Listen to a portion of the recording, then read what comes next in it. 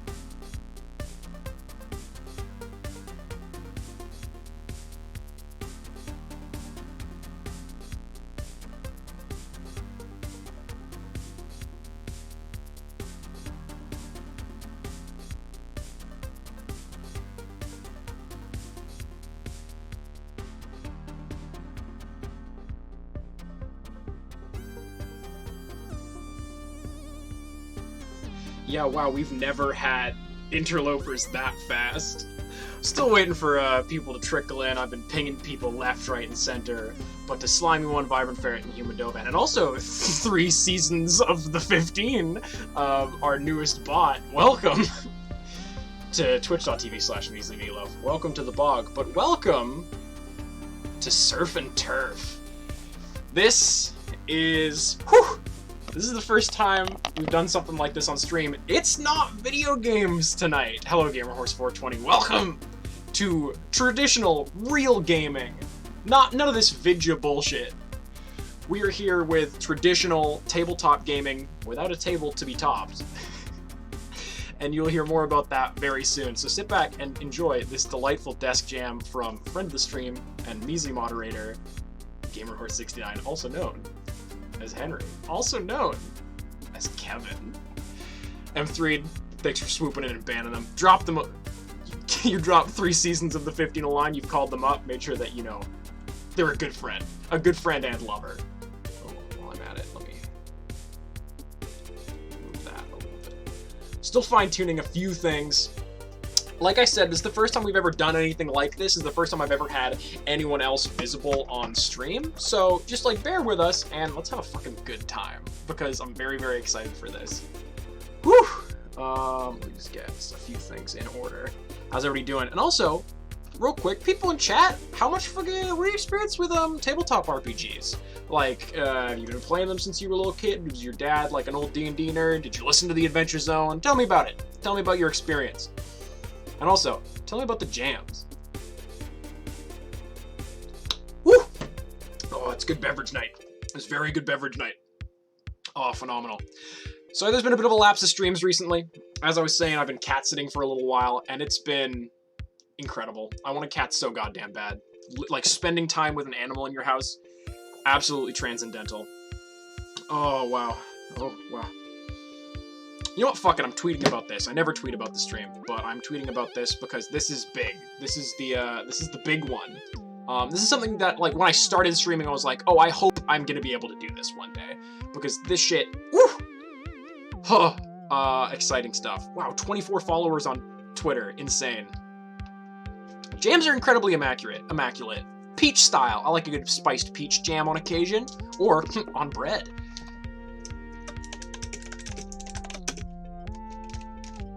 Oh, DMing is the best. Like, it's super stressful, and it takes a lot of, like, bullshit work. And, you know, it's easy to be like, oh, I don't know, but super cool.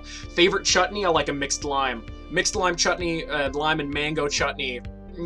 Kiss. Like, chuck that in like a spinach beef curry. Fucking phenomenal.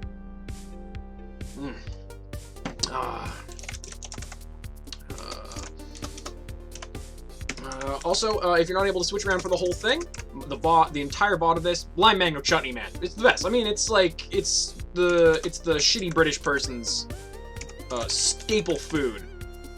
How do I spell my own URL?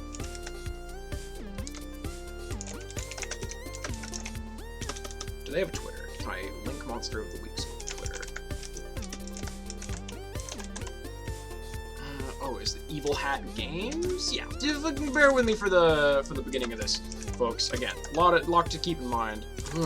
Evil Hat.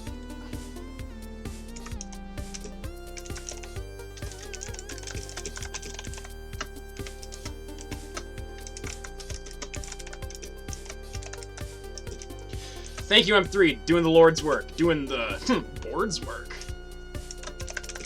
13 fucking viewers, insane. Hello, everybody.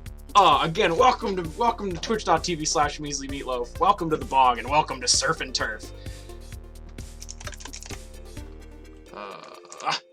And that's the end of that. Oh, it's not the end of that track. That's the end of that track. Woo! Killing it. Absolutely killing it. Gonna pop on over to Desk Jam number 13. And for this next little bit, I'm going to unmute myself and have the people in the call be able to hear me. You are not visible yet, folks, but I just want to welcome everybody to Surf and Turf. Hello, everybody. Do you want to say who's here? All at once. Just yell. Hello. All at once. Hello. Are we introducing ourselves before we're visible? Oh, of course. So they can get used to our voices. Oh, there we are. There we are. Hello. Across from me here, we have... Hello, it is I, Reese, and I will be playing Trent, a pararomantic on this wonderful Incredible. adventure. Directly below me, we have... Hello, my name is Chris, and I am playing Vernon Roberts. I am the monstrous, or more specifically, a vampire. Yeah, that's right. We have people visible on stream today, folks. It's incredible. And directly diagonally down from me, we have friend of the stream and measly moderator. My name is Henry. You all know me. You better know me. Today I'm playing Kevin, the divine, sort of an angel of sorts. So we've said plenty of words just now, but what the fuck do any of these mean? For those of you even solely broadly unaware, we're doing tonight what we like to call a role-playing game. It's like video games, but with more numbers, but you actually know them. If you've ever heard of Dungeons & Dragons, if you've ever seen The Adventure Zone, if you've ever seen Critical Role or whatever the fuck, similar to what they do, except we roll 2d6s. In the middle of the 2010s, there was a game called Apocalypse World, an absolutely groundbreaking, story-driven tabletop RPG, all based around like Mad Max-style post-apocalyptic dealings or what have you, which instead of using all sorts of different dice, it just gets you to use 2 6-sided dice, like what you get in your Monopoly game. And the keeper, or the DM, or whatever the fuck you want to call it, me, just kind of like throws things at my players and lets them react to it. We are playing a very similar game. In fact, it's based on it in a system called Powered by the Apocalypse, called Monster of the Week, which is based off of Buffy the Vampire Slayer, The X-Files, Stranger Things, if you like. If this came out a little bit before that, though. Twin Peaks, like any sort of like urban fantasy or like modern fantastical setting, where there's magic and monsters, but your everyday yeoman isn't aware of them. and we are going to be, and I'm going to kick down the music a little bit. I'm going to be kind of taking a lot of stuff into consideration tonight, so pardon me if I'm a little bit scatterbrained for this beginning of things. We are going to be playing in a setting which is not too dissimilar from this Earth that we might be aware of. Now, boys, have you heard of a place called California? Are you asking me? Why specifically you? No. Okay, good. I've heard tales of such a place. But all and sundry. Also, can folks tell me how audible the folks on call are? Just want to kind of troubleshoot things before we start, so when we're actually getting to proper, dialogue, people are actually audible. So I'm gonna wait for a response from people in the chat. Yeah, we're gonna be playing in a mystical far-off land called California, and a fictional far-off land, which is the town of Cabaret, California, which is not a real place, but somewhere that you will be aware of. Hello, Southerly Titan. Hello, Slimy One, and hello, JTY5186. I'm a feeling out who that is. I'm not going to, dox your name and location and mother's date of birth. I do as well. And their bank account numbers, but thank you very much for hopping on, everybody. So I'm going to kill this music, because it's terrible music. Thank you very much, GamerHorse69, also known as Henry, for allowing me to... It's weird having you, on call when I'm asking you, and thanking you for the music, but all the music that you've heard thus far was made by Henry on his YouTube channel, Henry H, I think it is. Yep. Yeah, under the Henry's Desk Jams shit. Oh, it's doing the funny... Oh, no. It's doing the funny thing again. Yeah, if the boys are ever invisible, let me know, and I will... Oh, it's you two now. Insane. That's too interesting. Well, That's cool. I'll no I guess longer be as long as tied we're down. audible, I think it gets the point across. Oh, I might have to kick that down. Bump, bump. Yeah, there we go. Yes, Streamlabs, having multiple people's faces on stream I'm is back in the game. tenuous But I'm and frozen. difficult. Oh my god, Iceman. Yeah, no. Huh? Yeah. They were not... Sometimes it's bad. Henry, you're saying people are saying that you look like their dad. Your thoughts? You do look a bit dadly tonight. All right, I'll take it. Yeah, for sure. I'll take whatever I can get. So let me tell you folks about a little town called Cabaret, California. And any resemblance throughout this entire thing to people or locations, living or dead, is completely fictitious. And if you recognize a person or a location that I described, it's definitely a coincidence. Definitely not based on anything from my or your life. So, oh my god, Stoof! I really need to change my gifted sub sound, because I did not realize... Oh, fuck yeah, given Def Parking, first rando person to ever watch my stream, a sub. Thanks, Steph. And thank you, Steph, for hopping on. But I'm gonna fucking drop the... See if I can turn down the alert sounds real quick, because that was quite loud. That's fine, it's just gonna be loud, I think. Yeah, pretty good. Hi, hello, my son. I am your Zother. Cabaret, California, a military base in the Second World War. It was a pretty big hub for California's main import and export of aeroplanes and munitions. Kind of fell out of fashion once, we beat those damn Nazis, or whatever that whole thing was about. And it became a pretty small touristy town. They would get visit for their kind of sandy beaches in the summer, but that was about it. And we're really in the paint now, folks. So this will all be on the test. Then, come 1999, a computer chip manufacturing company started building some pretty started buying up a pretty large amount of land in the hills surrounding Cabaret, California, which, if you are at all interested, is round about, Loco, California? What did we say it was called? The nearest big town. I gotta pull up Google Maps for this one. Yeah, it's right about the middle bit of California that nobody really gives a fuck about. Too far away from LA to be trendy, and too far away from the Bay Area to be livable. It's near the freeway, or the highway, I guess they call it in the States, but beyond that, this is not a place that people would be aware of. However, in the last 20 or 30 years or so, and this all takes place approximately 2017. That doesn't really matter. Also, it's near Lompoc, California. Nearest very large city is Santa Maria. But this is we're in, not like the sticks, but this is small town USA. Bunch of tech companies have been buying up land and starting to try to make like Silicon Valley North a little bit, which has been putting we will stay far away from Pirates Dinner Adventures in this thing, although there might be some dinner theater, as you can eat food while watching this stream. So in the last 20 or 30 years or so, a bunch of tech companies have been buying up a lot of land and trying to make a bit of a Silicon Valley North, trying to push a lot of money into this pretty unknown small town. And that has kind of led to a pretty sturdy nightlife in Cabaret, California. Pretty much all the businesses are open 24 hours a day. There's tons of light, and that's probably just because, tech people, they work pretty shitty jobs, right? There's no spooky reasons why people would be up at all hours of the day or night, right? Also, just as like a forewarning for people, this is like a horror RPG. There will be some spooky things, so this is not what you are kind of looking for in media. Feel free to go elsewhere, but regardless, I appreciate you being here. Thank you, Seb Primo. We've been described as a bunch of fine-looking young men. Or fine-looking young men. Thank God. There we go. Like I said, I'll take whatever I can get, so keep it coming. So I will call this Tuesday, August the 16th, and, just allow us to expand, Flights of Fancy, right? It's a different year, but Tuesday, August the 16th, 2017, year, definitely the late teens. Oh, I gotta keep an eye on OBS. It's been giving me a lot of issues today. And we shine a light upon a young Trent Cotry as he rides his bike to work. Now, Trent, tell me about your commute to work every morning.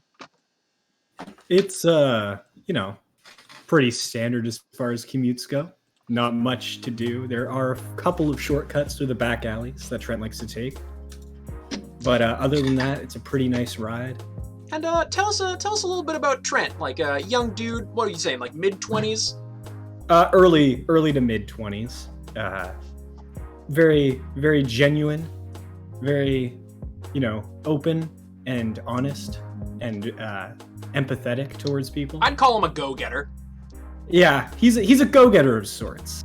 Oh, I think we might be frozen again, Max. Interesting. Yes. Again, what is causing it? Yeah, what is causing it to do this? Hello, Cluddle. Lovely to see you. Who knows? What? I really don't know what is causing it to do this. Chris, could you move for me? Yeah, cool. Oh, there we are. And also, why does it never affect Reese? We don't know.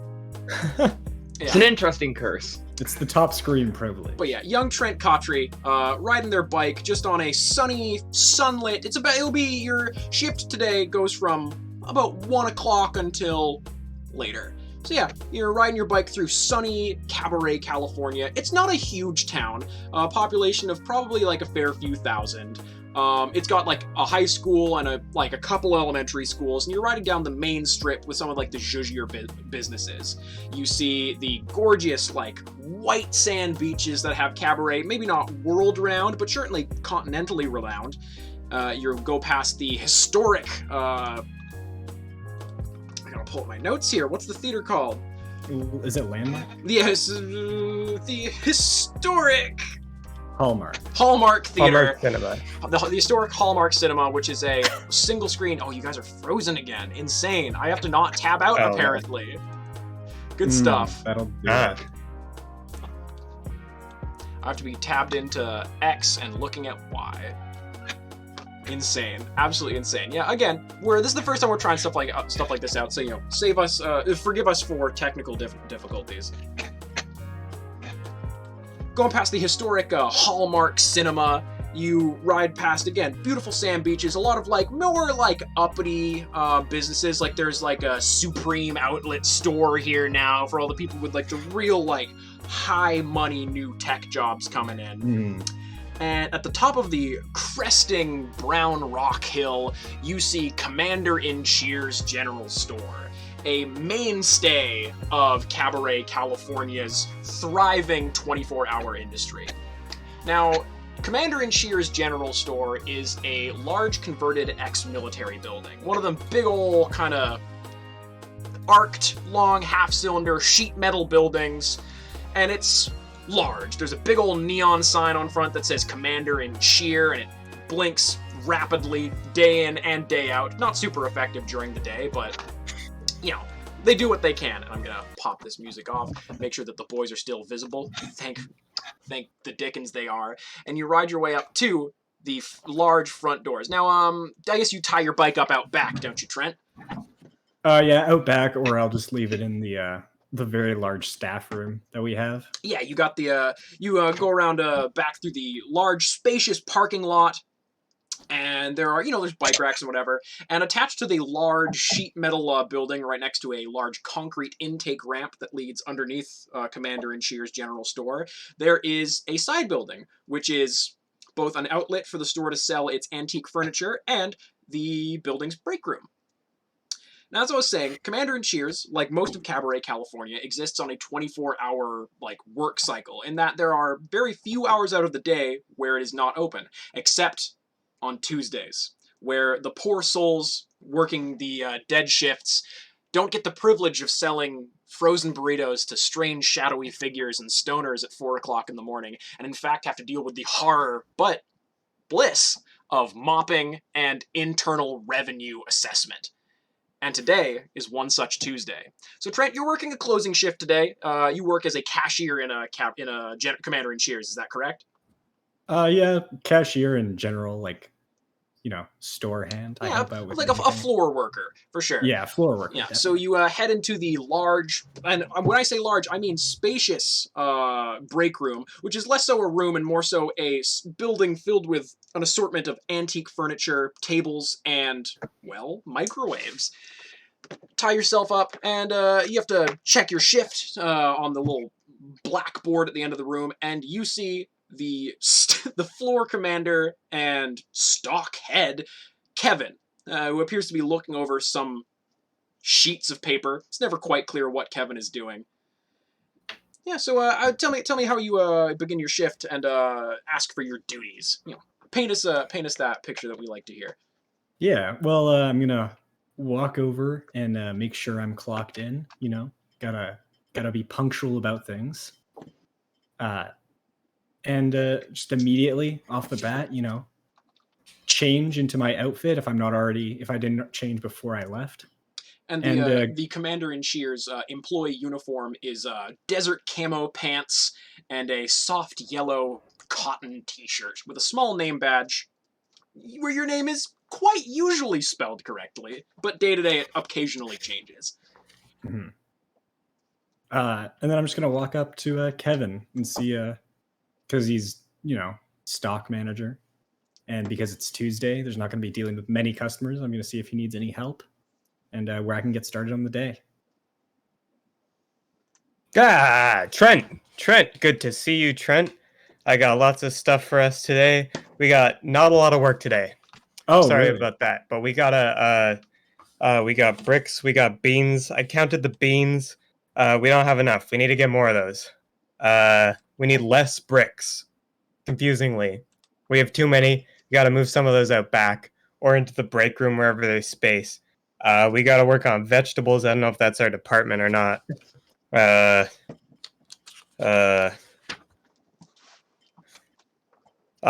Forgot to write anything down on my notes here, so I'm gonna go take a look around, and hopefully that's enough for you to get started. And Trent, you certainly noticed that Kevin is definitely not holding a pen.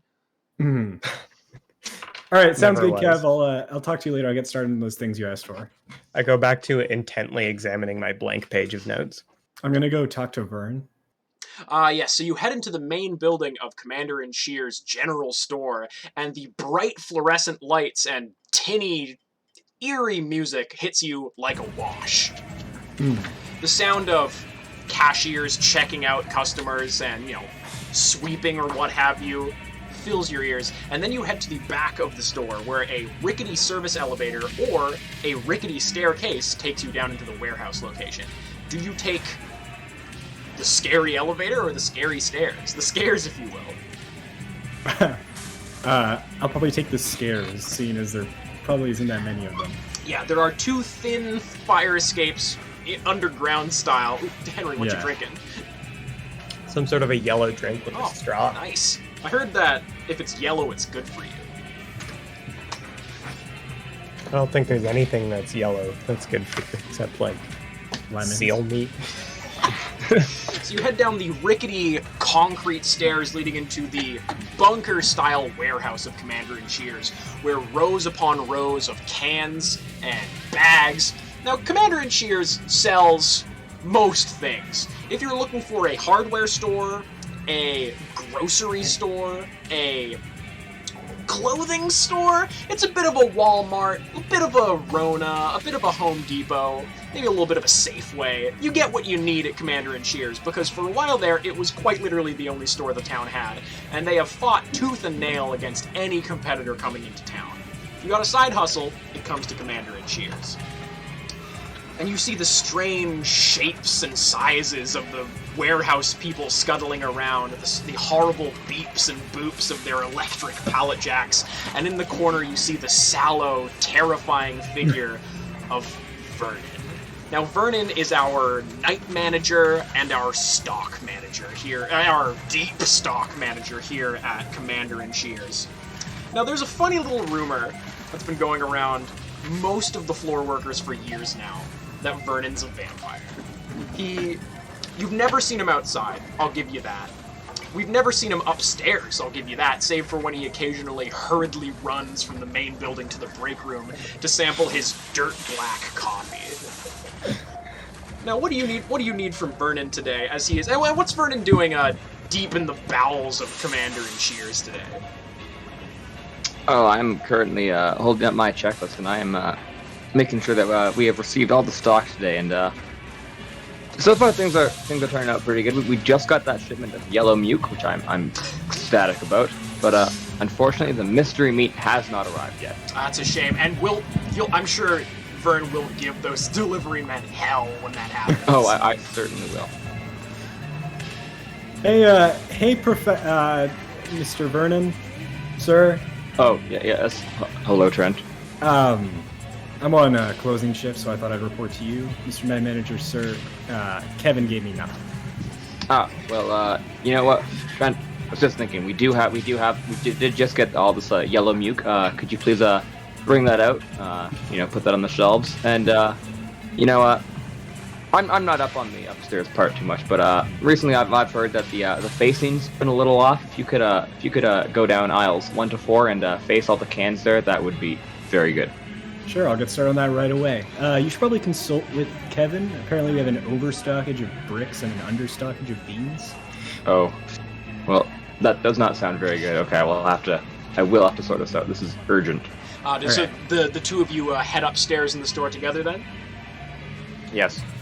So I'm presuming that Vern leads Trent through the wide, wall-less, rickety service elevator that has been here since the building's inception, taking you up to the main floor of Commander and Cheers' general store. And you do see Kevin in the corner, and he's currently being shooed out by the owner of Commander and Cheers, Daniel T. Now, Daniel cuts a striking presence for such a small man. 5'2" and weighs about as much as a pail of paper. You see a thin green corduroy suit wrapped around a thin greening corduroy man. A single leg in a sharp-toed hush puppy shoe sticks out from one leg, and a bladed prosthetic leg from the other. The man reeks of orange blossom from 40 paces and commands certainly a figure, and you see him currently giving Kevin a bit of a talking to. He says, "Now, Kevin, you do see that we had to get all these things on the shelf by today. It's inventory night. We are not only sweeping, not only cleaning, but also stocking up for the big back-to-school sale, which is any week now. What do you have to say about these numbers, Kevin?" Listen, man, I thought you gotta give the people what they want. The people want the nutrition facts. I take the can, it's fucking turned to the label. I turn it around, see the nutrition facts. That's what the people want. They come in every day. They come in, they ask me what kind of beans is in the beans, what kind of proteins is in the meats. And then every day I come in here, I come upstairs, the cans are turned back around. It's taking up all my time. I don't know what to do with myself. Well, I'll just say, Kevin, you are going to be in charge of making sure that all the inventory gets done tonight, and if there are any hiccups, mister, it's your ass! And he just storms back, and you see his His small assistant of a man quickly sweeps up behind him and says, "Yeah, sorry, he's not had his Soylent for today. You are going to be in charge of making sure that the inventory and the cleaning does happen tonight. And again, we're looking to get some pretty big sales in this upcoming quarter. So just make sure that things go smoothly, okay, Kevin? Thank you very much. You have a good night. How's the family?" What? I thought so. Yeah, you have a good night. And he walks past behind Daniel a few paces and back into the mysterious ground floor office that few have ever been in. Well, I think we know why the facing was off on aisles 1 to 4. Huh? Yeah, Kevin, you see. Have you seen Vernon. the person who's facing the cans back label side frontwards? You see him, No, better in report fact, him to that me is- because that I'm is, going to have to give him a talking to of my own, I tell you. Kevin, if you don't mind, just a bit of advice here. Customers, they generally do not actually care about what is in their food at all. In fact, Huh. I think they prefer to eat the things without knowing what is in them. Now, I'll Trent, have to refer to my notes. Trent, you are currently experiencing the near universal experience of two managers talking and you needing something from both of them and not being able to get a single word in edgewise. And I'm guessing this continues for a good 17 minutes of Trent and Vernon and Kevin, talking shop and accomplishing nearly nothing. It is needlessly excessive. Needlessly excessive, they're using a lot of technical jargon that really means quite literally nothing. But eventually, Kevin turns to you and lets you know what you need to do today.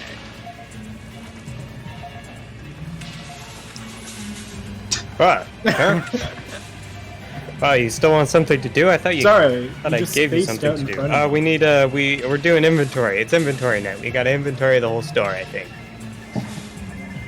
Sounds good. I'll get on it. So, take a piece of paper, figure out how to get some words on there, and then, see a bean, write down a bean, what have you. If you've seen any beans, let me know. Vernon, we've should I got just too go much. about the regular inventory schedule? Huh? Whatever. Yes. Here's here's the checklist, and I will hand Trent my checklist. And it's immaculate. What is that, Excel? Oh, Oh, definitely. Oh, of course, yeah. Now, Trent, your shift continues pretty much like this for the rest of about halfway through your shift. You're checking stock. You're making sure everything's where it needs to be. You don't have a lot of stuff to do on the shelf today. Tuesdays are slow. And then about halfway through your shift, you see Vic come in. Now, Vic, good buddy of yours. He works floor with you. He's another one of the grunts here at the store. Short little fucker, almost impossible to kind of tell how old he is. And he's like, "Trent, lovely to see you, my friend. How's Diggs? How's this girlfriend that I've been hearing so much about? When am I gonna meet her?" she's all wrapped up at work. Oh, what's she do? Archaeology She's business. dude, big Yeah. stuff, man. You gotta get that money. You gotta get a sugar mama or whatever. I get it. Oh my god. Listen, man. Dude, stop. Can you do me a colossal favor? And this dude, also, just side note, this dude was scheduled the same shift as you today, and he is 4 hours late. Roll me, and let me see if I have my, I'm gonna get my book, folks, so, he's kind of, digging through his bag as he's, walking with you to the break room. He's like, "Yeah, we need to check the schedule, Kevin, don't worry about it. It's gonna be, 40 minutes, man. It's fine, That's dude." good. Yeah. Here, on the schedule. I can get a schedule. The schedule's posted online 2 days ago. On what? God, Trent, that Vernon guy scares the fucking bejesus out of me. You don't think there's anything weird about him, do you? No, I think he's a really nice guy. I took a night course from him a couple years back. Wait, Vern taught nights? What did he teach you? Just, I don't know. Some small filler course. I think it was business related, but it was really good. He was a really good professor. Damn, dude, well, fuck, man. Is that what you want to do for your life? Fucking work at Commander and Cheers and take night school courses from, vampires. Look at him, right? Vampires, right? That's funny. Imagine. Absolutely imagine. Let me just go to page 181 of the core rulebook and just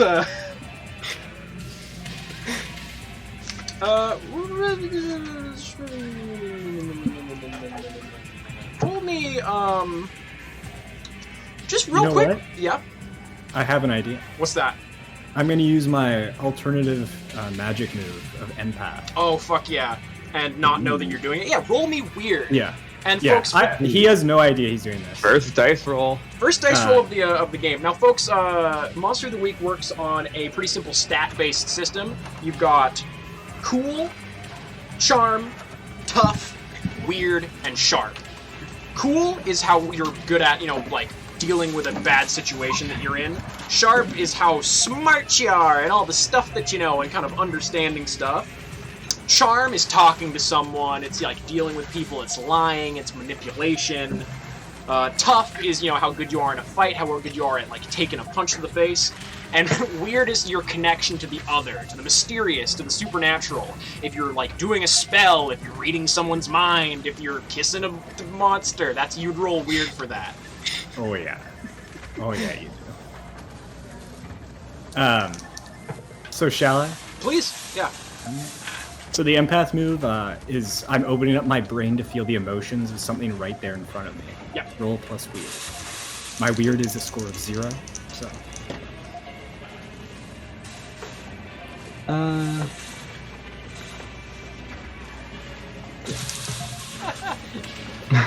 That's a 3. That's a 3? Oh, wow! On a miss, your brain is overwhelmed with emotion.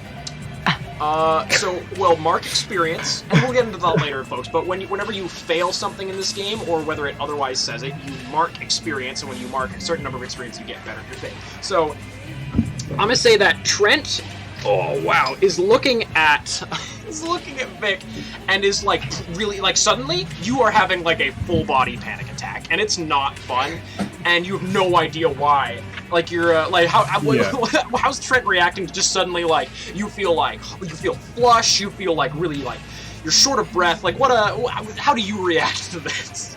Can Trent faint? Can I, like, make that narrative? So mid-conversation with your buddy Vic, you just fully keel over, and like a few seconds later, you see I guess it would probably be Kevin and Vic standing over you. Now, Kevin, Vic ran and got you when Trent just suddenly keeled over mid-convo. So Vic's like, oh, he's coming to, and he puts like a cold rag to your head. Are you doing okay, man? I was just like, are you okay? I don't know what that was. Man, that's quite mysterious. That was so weird. Gosh, weird's the word. Musical wheel out, very good to know. Thank you very much, my friend. Yeah, cut that down, just a hair. Yeah. Kevin, are there any like forms we need to fill out for this? This is unprecedented. Fella just passed out mid-shift. I gotta look through the handbook for employee death at work, but I'm not entirely sure the process. It's been about a couple of months or maybe even a year since this has happened last, and yeah, Kevin, he's not dead. He's fine. Oh, he's awake. Do we have an? Yeah, I thought he. Oh. Do we have an injury or accident form? Good to see you, Trent. How are you doing? How faint does Trent feel? You're still pretty, like, you're a bit spinny. You probably need some water. It's like, yo, Kevin, I will take the time off of my shift to make sure that Trent is okay. First aid station around here. You we have those you should know that. the two big we have the metal things. Stick them on his chest. Should be feeling right as rain. I'll get a defibrillator. I'll get a defib, Trent or Kevin. Yeah, that's I'll take the time off my shift to make sure Trent is okay. And Trent, what's your favorite chair in the what's your favorite chair in the employee lounge of Commander-in-Cheer's general store? An old sofa. Oh, it's like super tattered and beaten. Leather? Or no. Like floral pattern? No, I was thinking more like oh man, I don't even know what that material is called. Suede? Yeah, like a suede. Like a gross old suede couch. Like comfortable, but like leather. He sits you down on it, he gets you one of those little cones of water, and he passes it to you. He's like, Trent, I feel very bad now, but like literally as you were fainting, I was gonna ask you a favor. Can I still please do so? No, yeah, please. Go ahead. And like you're feeling real sweaty and flush, and you're looking at Vic, and he's like also seeming kind of like panicky, and like, you know, it's weird, but like he looks very similar to how you're feeling like right now, like kind of 1-to-1. Weird, right? Yeah. And he's like, so I am going out of town for a bit, Yeah. and I would like, could you cat sit for me, please, Trent? Indoor, outdoor cat. Like with a little bit of column A, a little bit of column B. Like spends most of his time inside, but he's got a cat door. Like I live on Alberni Avenue. You know, Oh, yeah. you know the area. Oh, yeah, real close. We went to high school together. You used to come to my house for foosball. Yeah, no, for sure. Like so near here. So yeah, you just need to give Malt like his food 2 times a day, and just make sure his water bowl's filled. Because that's something that you could do. Because like I need to like leave. For... Yeah. How long do you need me to do that for? I'll text like a week or more. I'll text you I'll text you Sunday whether it's gonna be like more, but let's for now say Tuesday to Sunday. All right. Cool. And I'll pay you. I'll give you like what you want, beer? Do you do that? I mean, it's not my favorite. Do you want like a tailspin hard gin smash? I mean, I just prefer like the cash that you would buy me something with. Damn. To Okay. be completely Stone honest. cold. I get it. That's super fair. super fair. For sure. Okay. And he hands you his keys. He's like, yeah, this is my spare set. Like, don't come tonight. I need to like clean up. But tomorrow. Okay, so Wednesday to Sunday. Wednesday to Sunday. Wednesday to Monday. And then I'll like confirm. Like just 2 times a day. Just make sure Malt is like, you know, like loved. He's not scared that I've abandoned him or whatever the fuck. He's a cute little cat. You'll love him. You'll absolutely love him. I'm gonna go clean, I guess. Well, you know, the store's not closed yet, so I'll go put beans on a shelf or whatever the fuck. Yeah. Kevin's been. Are we cool with that guy? He seems fine to me. Like I've Nothing only really. been here for a little bit, but like. Hey, Trent. Yeah. Have you noticed anything like weird in town recently? No, not really. Like rats? Rats? Nah, not rats. Not rats. Hoodlums. Teens. Hoodlums. Yeah. Hold on, it went from rats to teens. Yeah, I changed my loiterers. Like Loiterers. graffiti people. Artists. Graffiti people. Yeah, you know, ne'er-do-wells. No? No? Cool. Okay, yeah. Okay. Just like, do you have a knife? A knife? Yeah. I'm sure, like, my granddad had an old hunting knife in, like, my parents' attic. Pretty cool. Walk with that at night, maybe. Oh, in cabaret? Like, tell your girlfriend also that, because it's like bad people I've seen around. All right. Not demons. Not demons. Not Okay. demons. For yeah. Okay. I would just like to point out that as a grocery store employee, you should have a box cutter. You should have a box cutter on you, to be fair. Oh, right. And also, Trent definitely has the store-branded box cutter on him at all times. Oh, yes. Yeah, of course. Yeah, there's vagrants abound. Okay, cool, man. Good luck with that. Again, I'll pay you, like, what do you think? Like, $60? If it's from now till Monday? Is that fair? And if it's more? More? I don't know, like 80? Sure, that works. Cool. I don't know if I have $90. Yeah, my house Hopefully is you'll have it by Sunday. my house is 222 Alberni. Okay. Go around the back door. The back door. Okay. The front door sticks. It's not. The key works. The front door sticks though. Okay, cool. Bye. And it goes back on his ship. As he opens the door to leave, I want to say Kevin is standing right outside the door. Like he opens the door into Kevin, or just not into him, but like, to reveal him standing there, stock still. Oh, hi, Kevin. Trent, you in there, Trent? Trent's getting I water. brought you something for that shiner. Does he have a black eye? No, he does not have a black eye. No, he passed out. I got you something cold to put on your shiner. Hey, Trent! Excuse me. I bustled, like fully pushed past him. Ow! You're strong, Trent. Kevin! I want you to have this. I hand him a piece of deli ham.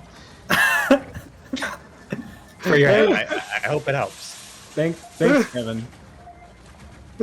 I'll be sure. Thanks for caring about my blood sugar levels. That might be why I fainted. Sure. I lean down and kiss him on the forehead. Thank you. Like Madeline is the accountant, and she's in the corner on lunch. She's like, Kevin, no, Kevin, can't do that. What? Okay, Kevin, all right. no, for I'm sure. out of here. Goodbye. Yeah. Goodbye. Good luck, Trent, or be safe, or get well soon. Trent, do you need to lodge a complaint or anything? No, it's fine. Okay, cool. It's fine. We've told him before that that's not the move. Okay, now we're gonna cut to Vern. Now, Vern, you're in the warehouse. You're doing, beans or whatever. You just got like the last and only shipment that's coming in today, and it's all baking pans and baking spray and like parchment paper and stuff like that. Which means all the boxes are a bitch to put on the shelf. So like, tell me about how Vern kind of tackles a little bit of a tricksy little situation. Yeah, well, I've definitely got my my trusty electronic pallet jack with me. Yeah. The F120 T series. Oh, of course. Oh, beeps like a dream. Yeah. Vern never lets his electric pallet jack's battery go under 70%. An amateur lets it go under. If the light is blue, Vernon will kill you. Yeah. You always need to make sure it's as close to 100% as possible. But I'm taking these pans. It's unfortunately it is quite labored. I am having to crouch over and use quite a lot of my non-existent leg muscles to sort of hoist them up on the shelves in the back room. It's quite awkward to look at. And you hear so while you strange old little man, you're like picking up all this stuff off your pallet, putting it up on the shelf. One of the I guess like warehouse people in the basement is like, his name's Brent. Oh no, now we have Brent and Trent. Fuck yeah, it's Bobby. Brent. No, it's Brent. Okay. Brent. Too late now. Yeah. Vern, you need assistance from me, a Californian man. My name's Brent Estevez. My dad's from Tijuana. Yes, actually, that would be quite nice of you. Please, could you take these over? Of course. And he picks up the box, and then quickly from underneath the shelf that he's picking up this pallet from, and this dude's he's a big old strong warehouse worker. He's about 6'4". 300 pounds of pure beef, and he's picking up these like huge boxes of baking pans with nothing, and suddenly a not insubstantial amount of rats just comes rushing out from underneath this pallet. And I want you to tell me what you do. Ooh, okay, this is interesting. First thing is I definitely panic. It's like, wasn't expecting those. I'm gonna try to look under the pallet and see where they're coming from. And Brent's like, ah! he doesn't like rats. And you see that there is a large bag of probably like grain or something underneath this pallet, underneath this shelf that a pretty large amount of rats are getting into right now. All right. What kind of grain is it? Just for the Oh, it's farro. farro. Vernon. Now, I will mention Kevin was supposed to put that on the shelves last week, so that is probably why the rats got there. Shame. Absolute shame. But regardless, this is more rats than you are used to seeing in the store. Yeah, like, nothing, like, fucking supernatural or whatever, but, like, usually, for some reason, all the rats down here end up mysteriously gone. On that note, there's some mixed emotions in Vernon right now. I am quite from the business end, it's not great to have rats swarming the place, but on a personal note, I am quite Hungry. content that if I do need a quick snack, there is some here. Oh, shit, boss, what do you want us to do about all these rats? Brent, they're just rats. Just come on, put the things back up. Oh, yes, can I change into my steel-toed shoes in case I step on one? Brent, your steel-toed shoes are part of your uniform. You were supposed to be wearing them before you came on. I'm now, sorry. Please go get in them right now. You know the thing with my shins, Vern. And then he runs away to the break room to hide, basically, and change his footwear. And do you grab a rat? Oh, I pocket a couple of rats. Yeah. Pocket. Snatch up a couple rats, stuff them in your Like- pockets. Yeah. Do you take them live, or do you like snap their neck and then just like put them away for later, like a little juice box? Definitely snap the neck. I don't want Jesus anything Christ. wiggling around in there. So, the rest of you guys' day kind of goes like this until it is 9 o'clock, and for the one night out of the week, Commander and Shear's general store is closed. Now, let's see if I'm gonna I have a lore question, real quick. yeah, hit me with it. Brent Estevez has the same last name as Daniel's secretary. Oh yeah, Are they related? I guess they are. Now it is Ooh. after hours at Commander and Shear's. And on Tuesday nights, when you have to do, like mop up the floor, sweep up, make sure that the store is in good measure, and at this time of year do inventory, for those folks who don't get, again, the sheer joys of being in a general store past 3 o'clock in the morning, it's been the tradition for the kind of chain of command to buy the grunt employees dinner. Now, Vern and Kevin, because you are currently the closing managers for this night, what food was bought for the floor workers kind of cleaning tonight? No. What dinner was bought for the normal people working at the store? The human people working at the store. Well, let's just say Vern's all about business here. Definitely want to cut down on costs, and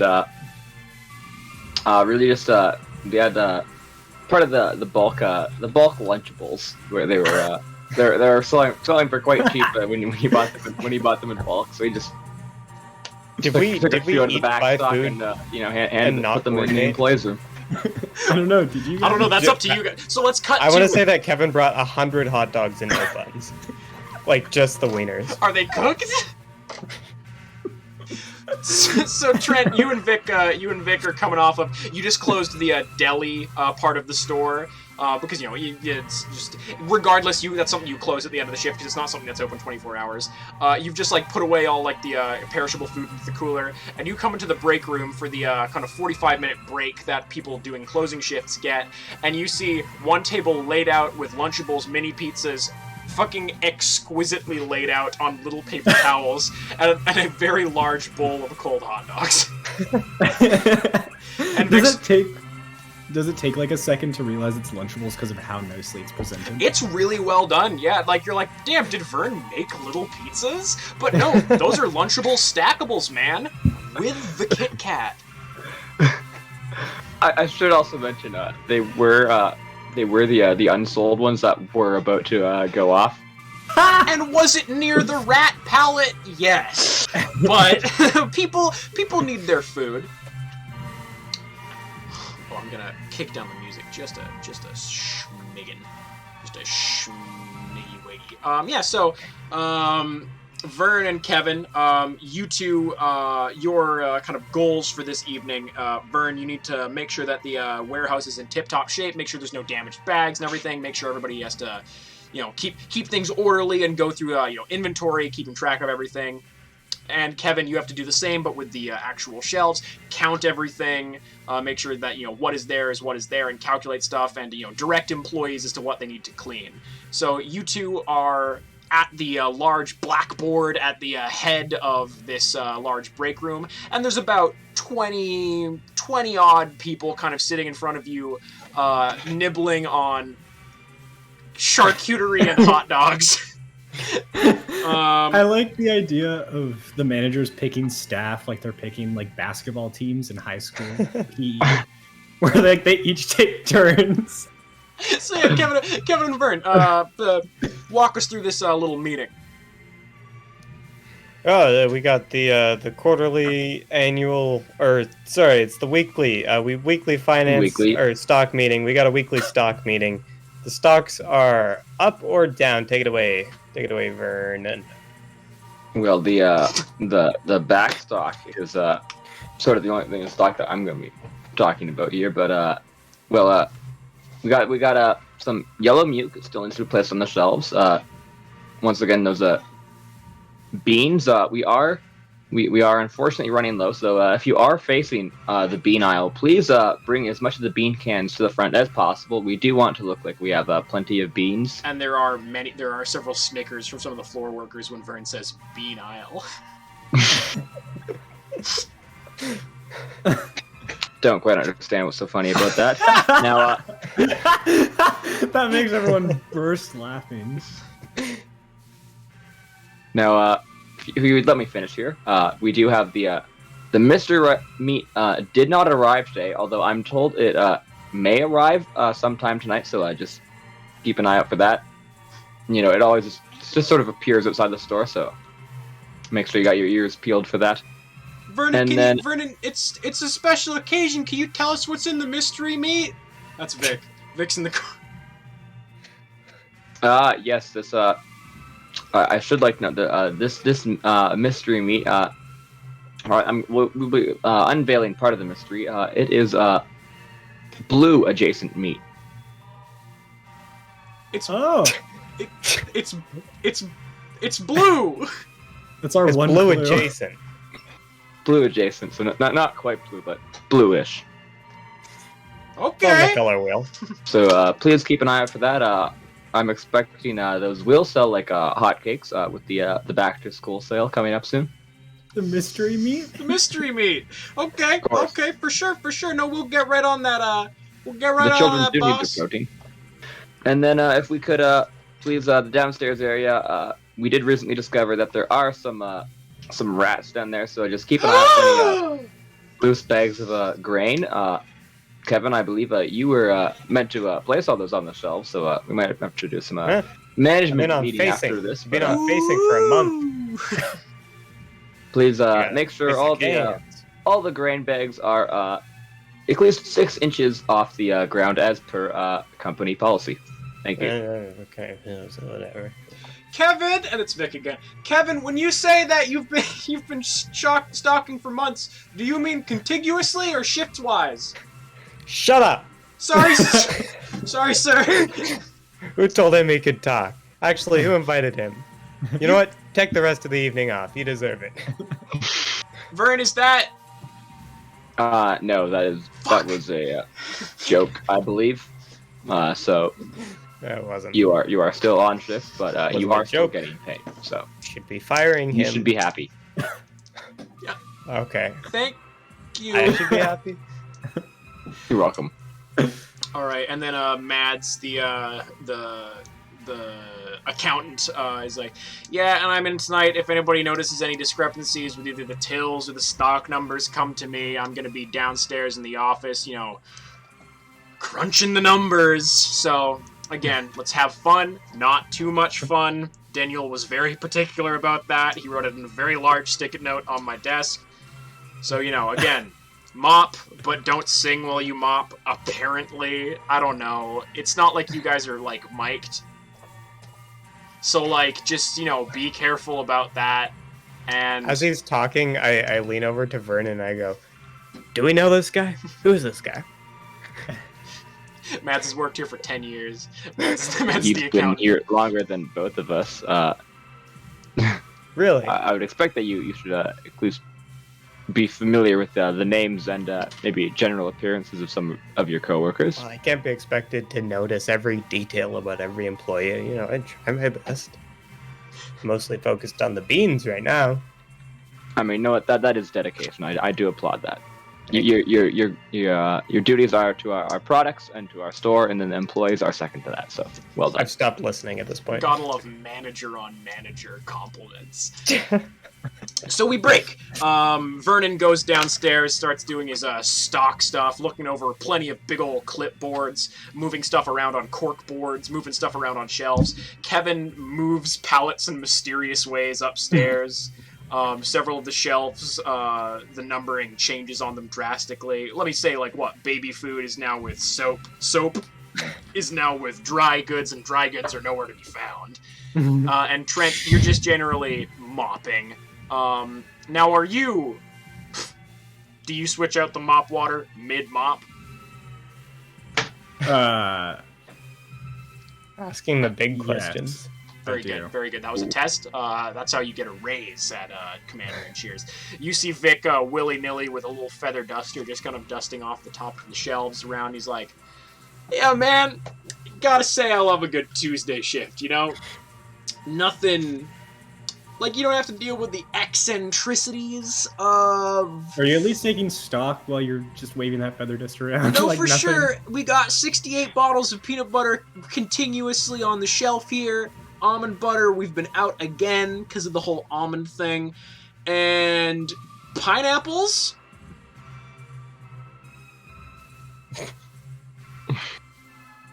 Sorry, you were saying something about pineapples? No, I wasn't. No? Cool. I can go empty that mop bucket out outside for you. Yeah, that'd be great. For Thank sure. you. Yeah, no, for sure, man. Keep up the good work there, Trent. Good stuff, man. Gotta love a good Tuesday, huh? Gotta love a Tuesday. I mean, there's just not much to do, and so you can really just kind of kick it and relax as you are doing. No. I just want to get this done, and then I can relax. I respect that. And one of the other floor workers, whose name is Bradley. Bradley's like, you know what, Trent, you're not so bad, and he keeps counting cans of beans. Trent, you see, I'm gonna drop down the music just a tiny bit. Vic walks past you and is going towards the kind of back door outside, and then he just kind of stops and is just kind of looking out there. And then he just kind of goes to move he starts mopping the floor by the door, not looking outside, pointedly.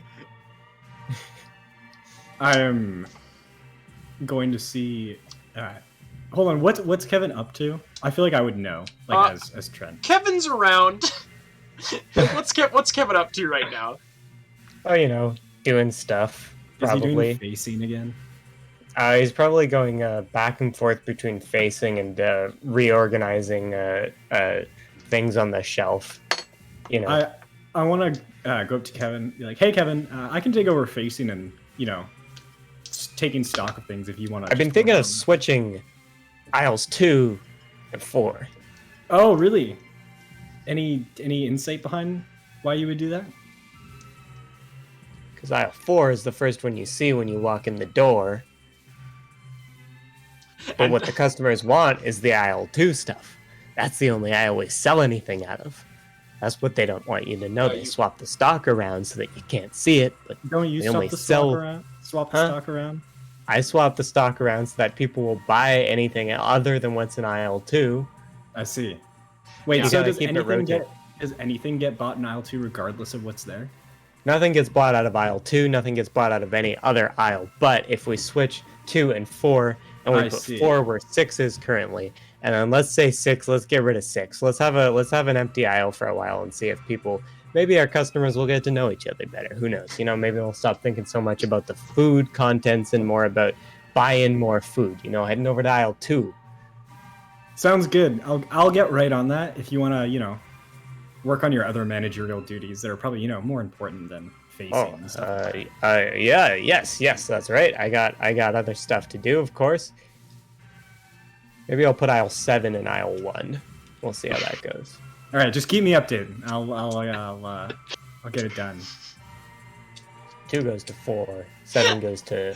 Now, Trent, you've taken the empty clipboard off of Kevin's hands, and you're kind of going down all the end caps. And things are pretty much in order. It's been like a pretty decent business year, and you're really thinking to yourself, man, I should really be a fucking manager at this store, huh? That's really that would really make things go ship shape. And you see that, yeah, Vic's still mopping that one spot, and he's still just kind of like. He doesn't seem thrilled currently. I'm gonna walk up to him and like put my hand on his shoulder. I'm not trying. Fuck! Yeah, Sorry. I'm not trying to be quiet, but Hi, man. hey, Don't sneak up on a guy like that. Maybe. I just walked over to you. I called your name like 3 times. In a spooky way, though. Did you give me new mop water? No, I did not. And he just looks out the window. He looks back. He's like, "But it's fine. This floor is soaked. What happened? It was dirty. It's dirty water. And it's cool. What's going on? What is going on? I just don't. Yeah. Okay. He But like while he's like thinking of what to say, I'm gonna take the bucket of water and like walk out the door to dump it out. You see 4 hooded figures. And I don't mean like robes, I just mean like 4 guys in hoodies at the end of the parking lot, just kind of like sitting on the ground. One of them's holding a bag, backpack style, just sitting there. Alright. I'm gonna call and be like, hey guys, store's closed. Please, no loitering, or I'm gonna have to get my manager and it'll be a whole thing. And Vic's like, oh no, it's fine! I know them! I'll tell them to leave! I just was telling them to leave. Yeah, no, but like, they're, like, kinda... Why don't you come over here and talk to me? Stop yelling. Okay, and he like walks up behind. He's like, it's cool. It's cool. I know them. They're friends of mine. I'll go tell them to leave, and it's super cool. You can go inside though. I'll dump the bucket out into the drain. It's right there. It's cool. Are you sure? Yeah, man. They're just like they don't respect hockey players. They'd be rude. I think that's your thing, right? I mean. It's like a hobby, I guess. Yeah, but they'd be dicks about it, though, I think, is the thing. So I just wouldn't bring it up. Nah, they can... You got the build for it, man. You should go, like... But I've been swimming since I'm a kid. I should have, like, a swimmer's build. Nah, man, it's, like, natural, though. You really, you should keep it up, the floor hockey thing, man. You got, like, rollerblading ankles. It's funny, because, Yeah? Never mind. You know what? For sure. It's okay. You tell your friends to vacate the premises or whatever. Yeah. I just don't want any damages. No, they won't come inside. It's chill. I'll make sure that they go away. Hey man, maybe roll read a bad situation. So read a bad situation. A lot of the rolls in this game, depending on this game works on a sliding scale of either a failure, a mixed success, or a complete success. Usually a 6 and under is a failure, a 7 to 9 or so is a mixed success, and a 10 plus is a complete success, because of the probability or whatever the fuck when you're rolling 2 6-sided dice. So for read a bad situation, you roll dice, and depending on what you get, you can ask a certain number of questions. So you're kind of, in the situation, scoping stuff out. So, roll read a bad situation, which is plus the sharp skill. That is 9 minus 1 and 8 total. An 8 total, so that means you get to what, hold 2? It should be hold 1, Hold right? 1, yeah. So ask one of these questions of me.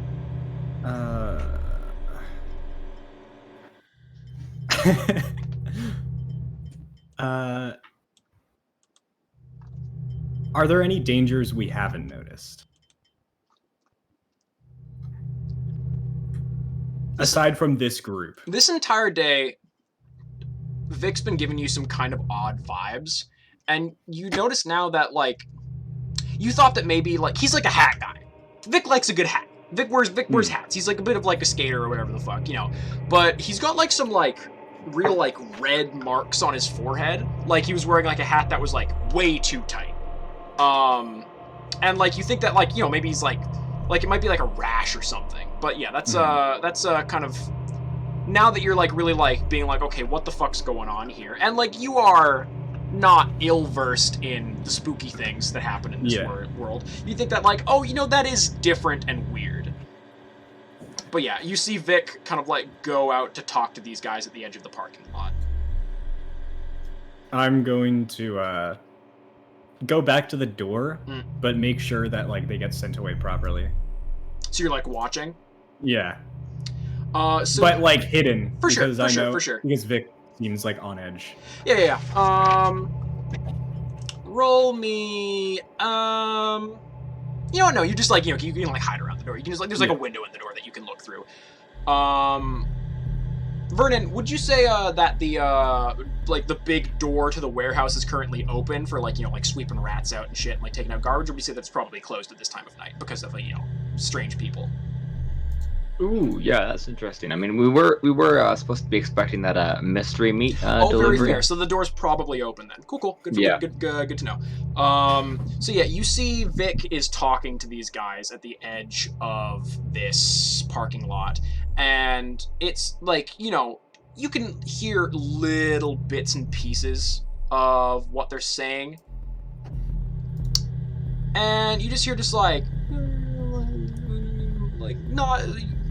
It's like he's trying to keep it like hush hush, but they stand up when he comes over, and they're all kind of like very closely huddled around him, and they keep trying to pass off this backpack to Vic, and Vic just keeps being like, no, cut it out. It's like, you know, like very clearly like trying to gesticulate with them, and then one of them just lunges at him, and you see a spray of blood, and you see Vic go down to the ground, to the floor, and they are all just like over his body immediately. I'm going to scream, yell, someone call 911. Or we like, because it's a small town, we probably like know, like I'll be like, someone call the sheriff or something. And then like I'm just gonna scream that to anyone that's around as loud as I can, and then rush out to help him. As soon as you start like yelling out like this, one of these hooded figures just like grabs Vic's body, and there is blood just absolutely everywhere. One of them grabs his body and runs away, and the other ones just fucking scatter. I'm guessing that you're going after like the one holding Vic's body. Yeah. Roll me act under pressure to see how you kind of you know, follow the situation. I'm gonna say Kevin and Vern, you both heard Trent like fully like screaming from this door, so you were aware of this, but that will come into play in just half a second. Okay. So act under pressure is plus cool. Yeah. That is a 9 again plus 1. Damn. That is a 10. Pretty good. Success. Oh wow, a 10. So one of these rats, one of these men, Jesus Christ. One of these guys just like fully like tries to body check you as like you run past, try to get to like the one that's carrying Vic's body. But you just fully sidestep him, hockey style, and he just goes running past him, and you are fully on this rat dude's. Fuck me, man. This rat tail. You see a rat tail sticking out the back of his hoodie, haircut style. And you are running after this dude. And you know what? Fuck it, because he fully body checked, you got a 10. Not a human man under that hoodie. Definitely not a human person. Like maybe like you would just think that this is a terribly disfigured person, but like you are aware enough of the things that go bump in the night to know that this is not a human. This is, I'll say he had some rat-like qualities to him. Maybe a bit of a snout and a whisker style. You see this like elongated face, very sharp like teeth. And this thing just like comes like screaming at you. But again, with that 10, you fully pass him and you're on this thing's tail. What is Trent doing? At this point, would I have like had time to act? I think you'd have time to come to the door. Yeah. What's Kevin up to? So, well, because well, wait. First of all, like, where was I in the store before? You were just probably like pretty deep in like the ground floor of the store, just looking over the shelves. You had time to like either run or otherwise get to the door. Right. Okay. So, do you think that you would have moved foot style, or do you think you I would have? So I have a move called for everyone in the audience here. I have a move called Angel Wings, which means I can go instantly to anywhere I've visited before or to a person I know well. I don't know if I guess it doesn't. I would have been to the location before, so I would have been able to like any inch yeah. within the store you've been to before, and anyone working at the store, I would say that's someone you know pretty well. So yeah, like within the store, you can pretty much teleport anywhere instantly. Right. So I just appear outside, kind of behind, like off to the sidelines of where this fight is happening. Can I like assess the situation? Yeah, you see 4 hooded figures, of one of which the hood has fallen down, and you see like pretty gruesome rat-like features on their face. One of them appears to be running towards the kind of warehouse space underneath the store, and the other ones are just kind of scattering, just away from the store. One of them is holding the body of Victor Timothy, one of the floor workers that you know very well, and you see that Trent is like full course sprinting after him. I'd like to think that Trent grabbed the nearest thing he could when he chased after, which would have been the mop from the bucket. Excellent. Absolutely excellent, of course. Yeah. Yeah. No, makes total sense to me. And I'm just going to give that the same stats as your hockey stick. Yeah, sounds good. Plus wet damage. Also, I'd like to say Plus wet. For the audience, I have a move called I Am Theirs and They Are Mine. Called whenever I am in danger, my guide knows it. My guide being the paranormal entity I have some sort of relationship with. If you've watched Buffy, think of Xander and not Tara, Xander and Anya. If you've not watched Buffy, don't think. But yeah, like I don't need to worry about the second part, but you know they're aware that you're in danger. Yeah, they're aware I'm in danger. For sure. You know, don't worry. That is something that I have kept in mind for any time Trent is on screen. Okay. So, is Trent in immediate danger right now? Probably not, right? Because he's like chasing after. He's chasing after this assailant, but you're like, you're not doing anything like too risky. So yeah, what's Kevin like do with this appraisal of the information? Like, what are you acting upon? It's Trent. It's the other guy who's incapacitated or dead, right? And then there is definitely a lot of blood. Okay. Bye, Def Parking. Thanks for hopping on. Yeah, okay. I'm gonna. Can I just attack the nearest guy to me, just like full on like fist style? For sure, yeah. Roll kick some ass, which is the combat-based move in this game. So basically, when I'm like, combat in this game is fully like player initiated. Like I can attack the players if they fuck up, basically. But combat, regardless, either side takes a little bit of damage because fights are bloody and they're fucked up. So you roll plus the tough stat. Now, are you using your bare hands? Yeah. Cool. Yeah. That's gonna be an 11. It's all in. Jesus Christ. Okay, choose one extra effect. You gain advantage, take +1 going forward, which means you can add +1 to either your move or another hunter's move. You inflict terrible harm, which means your harm goes up by 1, and you suffer less harm, which is the -1 harm to you, or you force them where you want them. So you can direct this person going in somewhere. I'm gonna say does terrible harm. Where I am, so I just hit this thing really fucking hard, just like straight up clock it across the head. So this rat man is running towards this warehouse, and you just sprint towards it and fully clock it in the head, and you do take 2 harm from this as it scratches you across your belly.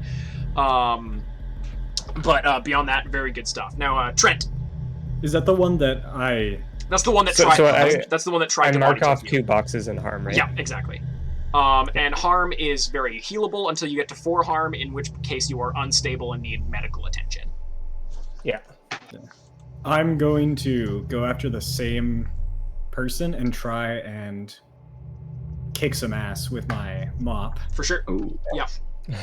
Yeah, roll me kick some ass, which is plus tough. Holy shit. 11 plus 12. God Or sorry, 11 plus 1, 12. God damn, guys! Okay, fuck. Choose one extra effect. Gain advantage, inflict terrible harm, suffer less harm, force them where you want them.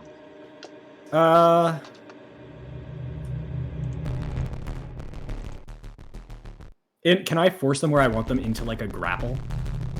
Like if I want to pin them down with the mop? Yeah, like, that's on the stopping them from moving further. Absolutely. Yeah. Okay, so you just fully get this dude with this stick, and again, it's a rat guy, and it's carrying Vic over its shoulder, and this is the one that was carrying the bag, mind you. So this guy's got a lot of stuff on him.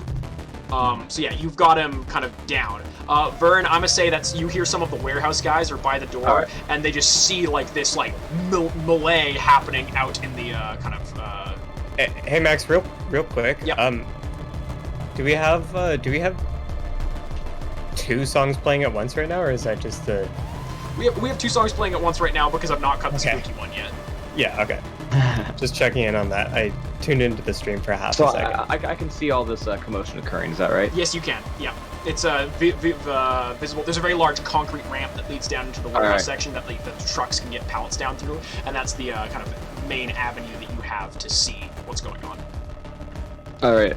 First things first is I will in fact call 911. Just for sure. Yeah. Because I do not want Danielle or any I don't want to get any legal issues involved. I don't really care exactly what happens to poor old, what was his name, Ricky or something. Not Vic. Yeah, no, there's definitely a warehouse phone by the door. So yeah, you call 911, and it's 911. What is your emergency? Well, I'm currently at Commander Ensues, and we are having there's an assault. There are currently 3 hooded teenagers outside, and they are attacking one of my employees. So if you could send over some help, that would be greatly appreciated. We will send a police dispatch and an ambulance to your location.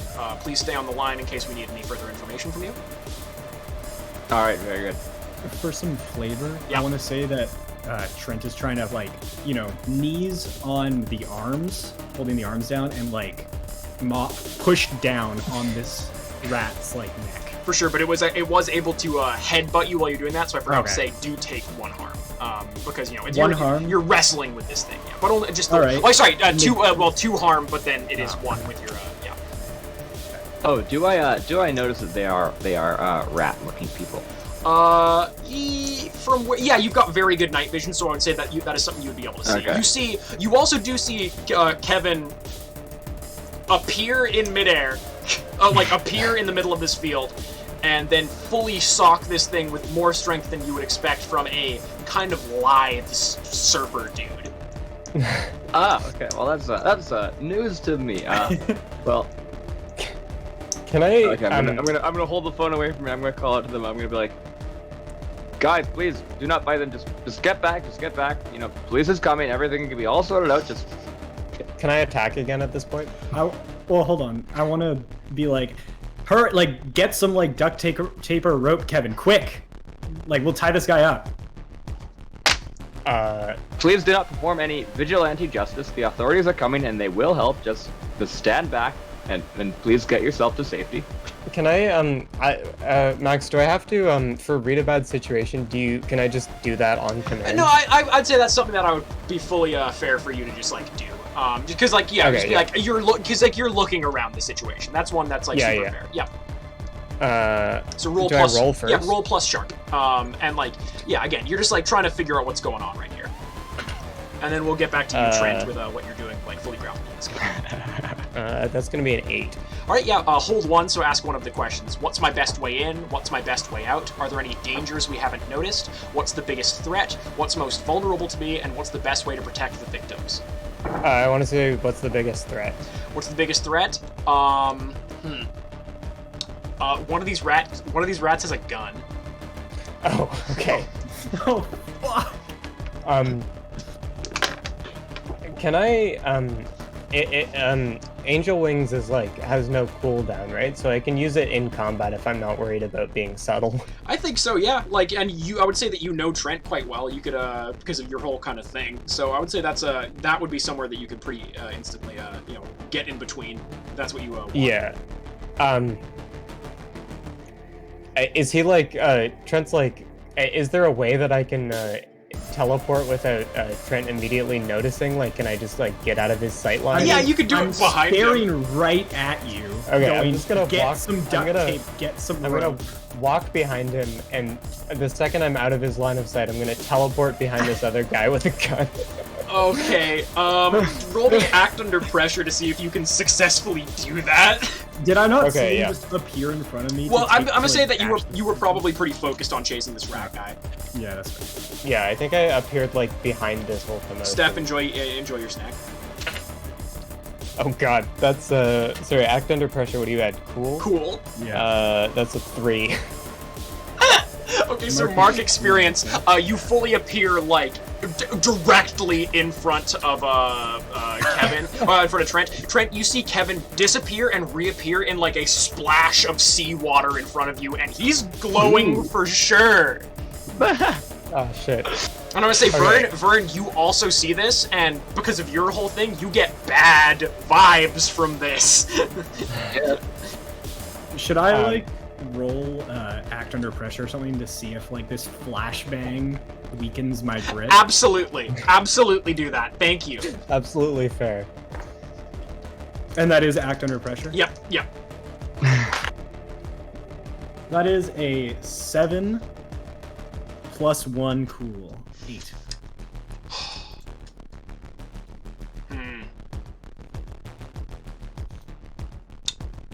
You grab Vic, but not the rat man.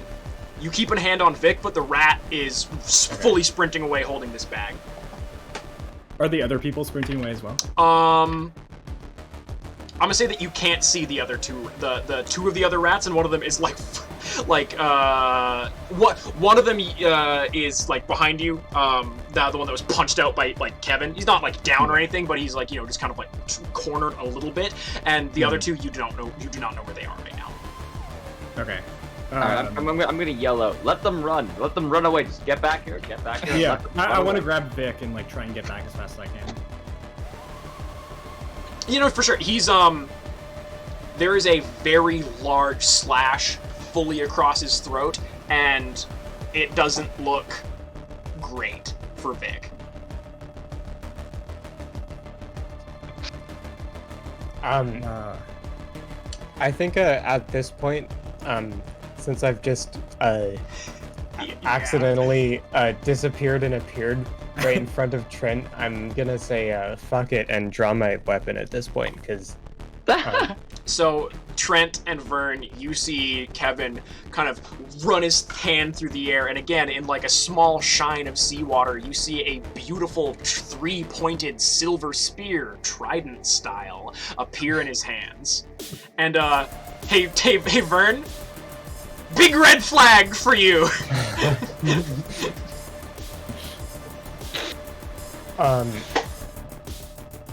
I can. Okay, I guess that's manipulate someone. I'm gonna try just like slam it down beside me and just yell to all of the ratmen, just like, get off of my property. That would be act under pressure. You manipulate someone is Okay. only usable against a normal person. Okay, I'm gonna see Or at what this least does. I think so. Honestly, cool. I'm not gonna say you don't even have to roll for that. You do that, the rats are running away. Yeah, okay. Again, two of them you cannot currently see, but the one with the bag is just sprinting away down the street. And the one that was punched on the ground in front of you, Vern, it like runs past you, and it like again body checks you to try to get into the warehouse. Ooh, all right. Well, I'm not much of a fighter, but unfortunately, I try not to get involved in any melees. But I will have to. We'll try to stop this rat from getting in. I'll try to kick it out. You try to kick it out? Oh yeah, roll kick some ass. All right. So you're not using your hands. You're just kicking it. I probably should give it a go. Oh, yeah, I probably should try to. No, I'm gonna kick it out. I think that's. Okay, roll kick some ass, man. This is not gonna do a lot of damage. I rolled a 5. Oh god. Okay, no. -1, that's 4. It's a 4. Yeah. So first of all, mark experience. Second of all, this rat fully just like scratches you across the face and just like disappears within the shelves of this warehouse. And Brent is screaming his ass off. Like you hear. Sorry, no, actually, you hear Brent scream somewhere in the shelves. Do I hear like the sounds? Do of I take any harm from that? Oh yeah, you take 2 harm. Alright, okay, I take 1 because of my immortal ability. But yeah, that. You know what, Trent? You do hear sirens in the distance. Yeah. Actually, you know what? Not yet. You don't hear sirens yet. So now it is honestly pretty still. It's you are now just in this parking lot holding Vic's pretty well lifeless body.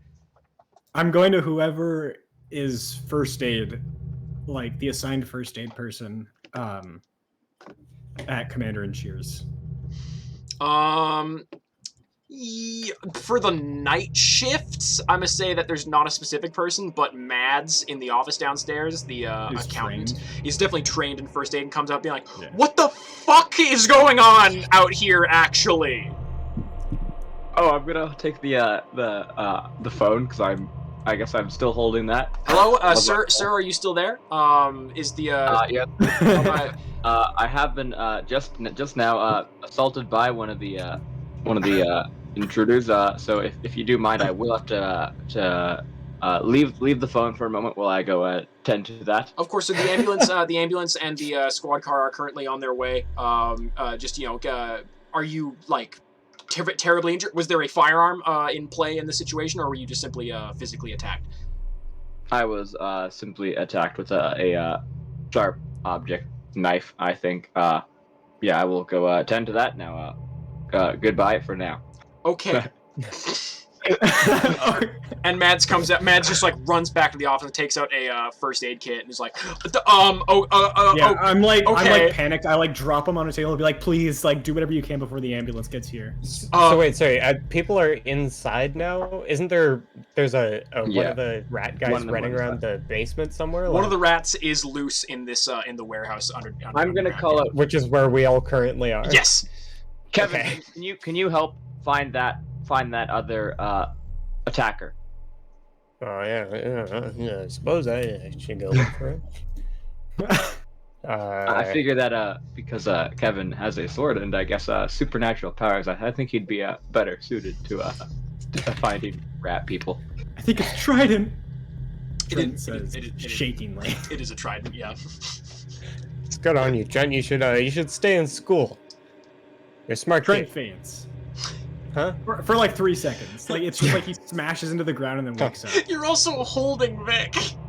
No, I put Vic down on a table. Like I fucking cleared off a table. Yeah, there's a table that had like fucking bags of spelt grain on it or whatever. Yeah.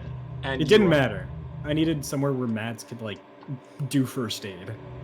You know, Vic is lying there, doesn't appear to be breathing. Oh yeah, no, I have no doubt in my mind that he's already dead, but Trent is trying everything he can. Mads comes up. Yes, Kevin. Oh yeah, I was just gonna say I'm gonna start looking for this, prowling between. I will also do rows that as in well. the I'm also gonna basement try to here. find the rat person. All right, I'll have the two of you roll. Do you want to roll read a bad situation? The two of you. Okay.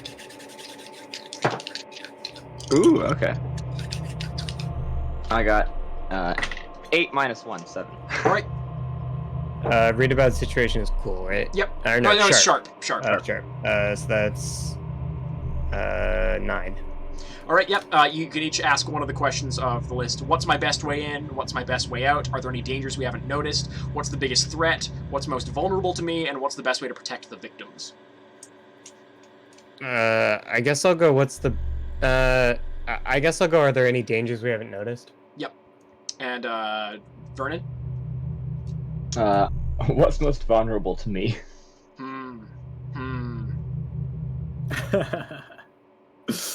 Well, two things. One, Vernon, Vic's leaking a lot of blood on the floor.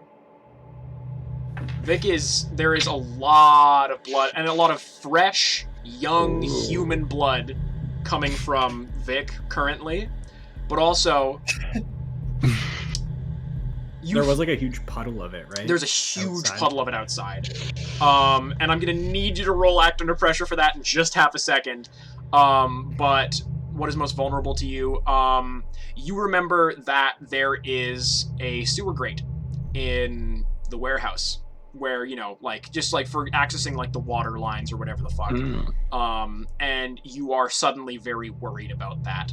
Kevin, you asked, what are there any dangers we haven't noticed? Yeah. Those 3 rat men, the other 3, are definitely not gone. Using your angel eyes, you can see them, like they are all, you see them, like, suddenly you just kind of like, head snap, crack, 180 degrees around, and you see them, and you just see them Right. at the very outskirts of the, there's not a lot of buildings near Commander Ensues, but there are a fair few rat men in the distance. Okay. I still don't know where the one is that's inside, right? No, you don't know. Okay. It is possible it could have gone to the sewers, so we should check for that. Now, Vern, Right. I'm going to need you to roll act under pressure to not feed on all this freshly spilled blood on the ground. Okay, this is Oh, gonna have to re-roll that other one. It landed on my pencil. For sure. That is a 8. You are able to not feed on Vic, like, as he's just lying there, but you are hungry and need to get blood very soon. Don't you have rats in your pocket? Yes, I do. I might take a little slurp while while I'm off in a corner trying to find this other rat man. And Mads is just going over to a Vic's body. He's like, Trent, there's not much I can really do, man. I think Vic's dead. What was there someone with a knife? What the fuck happened? Oh wait, am I still around? Can I feel Vic's pulse? There's a huge slice across his whole throat, and do you put your fingers to his throat or to his like wrist? Is there any spot on his throat left for me to feel a pulse on? Yeah, you could probably get like right up on it in there, and his heart is not beating. Okay. He is very much dead. All right. Cool. Yeah, I guess I'm gonna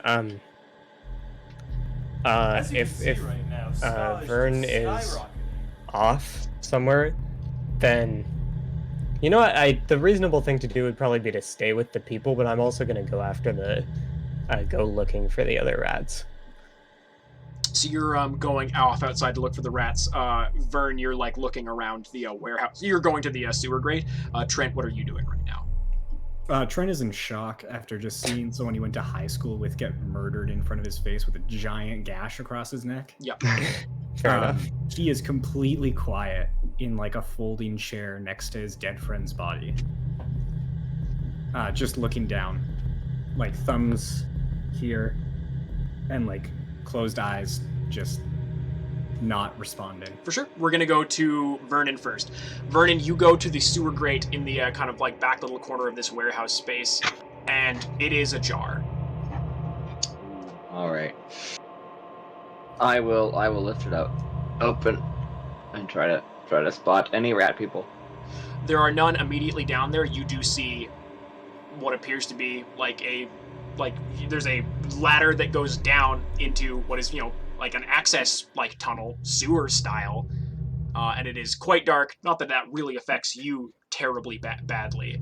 And I'm gonna say you are good at hearing rats. That's something that Vern spends a lot of his time doing, which is, finding rat noises, and you hear movement down this pipe. And like while you open it, like a couple of rats from underneath one of the shelves just like jumps down there. All right, I'm gonna. And you are yell. feeling very hungry, like bad vibes hungry. I'm gonna yell down there. I'm gonna say, "Hey, this is your last chance. Get out. Get out of here now." And you hear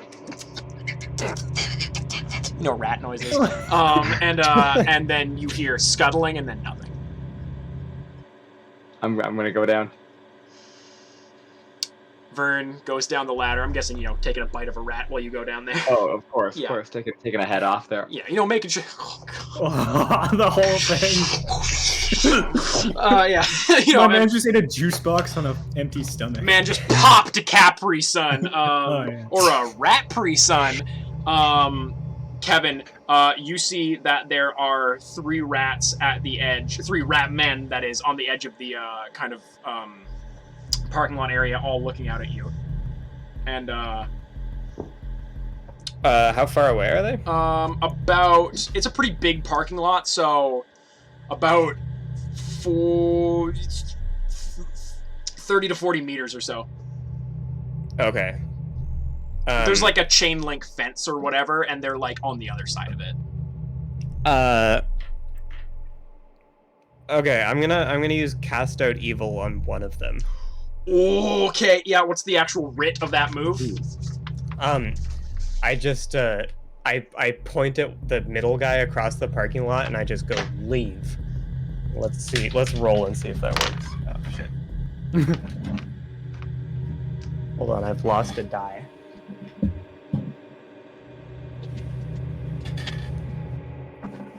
All right, here we go.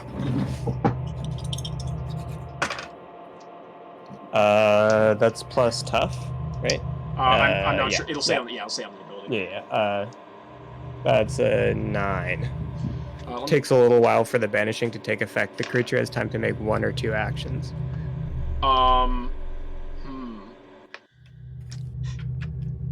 The creature points a gun at you and fires. Okay. You take 2 harm as a bullet like fully hits you in the shoulder. Alright. And then it just disappears in a flash of soft but very bright blue light, and the other 2 just scatter to the side, very not cool with what just happened to their rat compatron. And I am now unstable. Oh. Yeah, You've that's been 4 harm. fully shot in the Yeah. in the chest. Trent, head in your hands on like a folding chair in shock next to Vic. Is like, would that be a fair appraisal of your situation?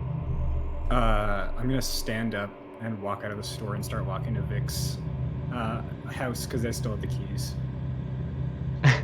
Okay. Yeah. Yeah. No, for sure. Do you grab your bike? Do you think, or do you just start walking? Is my okay? So the store. Yeah. Is it like on one side is Vic's house and the other is my place, or is it like we're both on the same side? He's probably on the other side of the building, of like the building from you. Like he's more in like the kind of suburby area. You're in like Yeah. like it's not a downtown, but you're more in the downtown area. Like it's a bit more densely populated. But like your bike's just at like the employee like spot. Yeah. But I just don't want to. Trent doesn't want to bike right now, so he's gonna walk. For sure. Yeah, you start walking. It's kind of your- close too. Yeah. Okay, you start to hear the sound of ambulance, of like police, whatever, yeah, klaxons or whatever the fuck in the distance as you're doing this. Vern, you are down in this like sewer, like tunnel, and it just goes off in both directions. And it doesn't smell great, but you're kind of used to that, and there's no sign of this rat guy. In that case, because I do know that the authorities are coming because I did call them. Yeah. I think that being down here in the basement would be not a great look for when they arrive. I will head back up. For sure, yeah. You see Kevin outside is just kind of like sat on the ground, clutching his shoulder. Not Vic.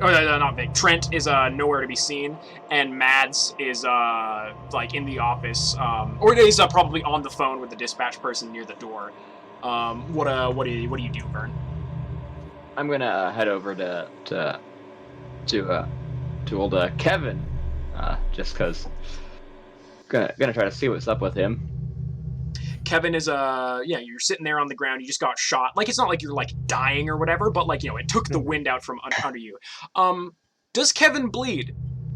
I think no, right? I'm gonna say no.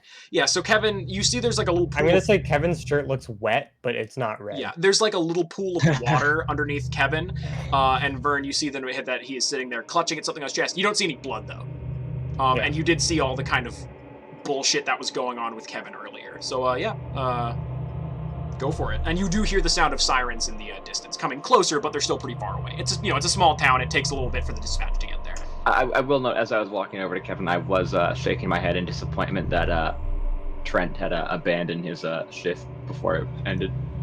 But I'm gonna talk to Kevin. I'm gonna say, Kevin, if you were asked, you were attacked by some teens. They had a knife. One of them had a gun. They attacked. Was it Rick or Vic? Vic. I think it was Vic. Sounds like right. They attacked, one of the two. with the knife.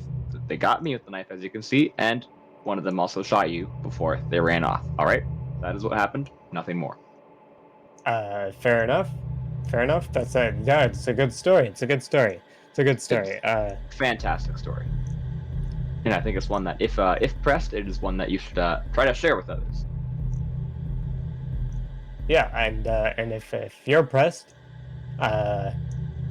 I was shot, and I tried to shove the guy off of Trent there, but that's all. And now that I think about it, I don't think you were shot at all. No. If anything, I think that was a delusion on both of our parts. In fact, I don't think you were harmed much at all. It just does look like you fell in a puddle here. I think that is all that happened with you. Yeah. Good man. I pat him on the shoulder a couple times. At that point, you see a ambulance and just like a sedan, just like a normal car, pull up, and out of the ambulance, like two first responders come out, like two paramedics, and they're like, "Hi, I'm." They don't give their names. They're like, "Oh, well, what happens to be? What's going on here? Who's in charge? This is we're the commander of cheers. Is like the owner here. What's going on?" The owner is not currently here. I'm the manager in charge right now. We were just attacked by some teenagers outside. I was not there to see the full commotion. I came out later, but this employee right here, Rick, has been severely harmed and should probably be looked after. They ran off, but the only person I know who saw what went on was Trent, and I'm not quite sure where he went. You see from the kind of normal car, a plainclothes person comes out, and they're like, "Can you show me to this body, please? Where's this person who was attacked?" Oh yeah, right over here, and I'll bring him over to. And you or Vic. You go down this concrete kind of ramp, and this pretty tall, kind of bespectacled, again, plainclothes person kind of follows you down with the two paramedics behind you, and you see a table with a lot of blood on it. Oh, no, Vic. No body.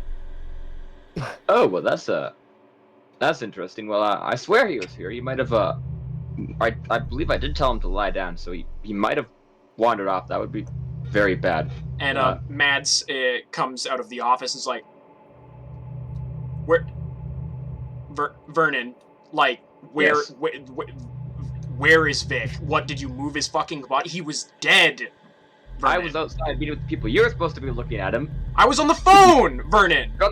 Kevin! Keep an eye out. Kevin! Fuck, I thought Trent was with the goddamn body. Did you see where the fourth one went?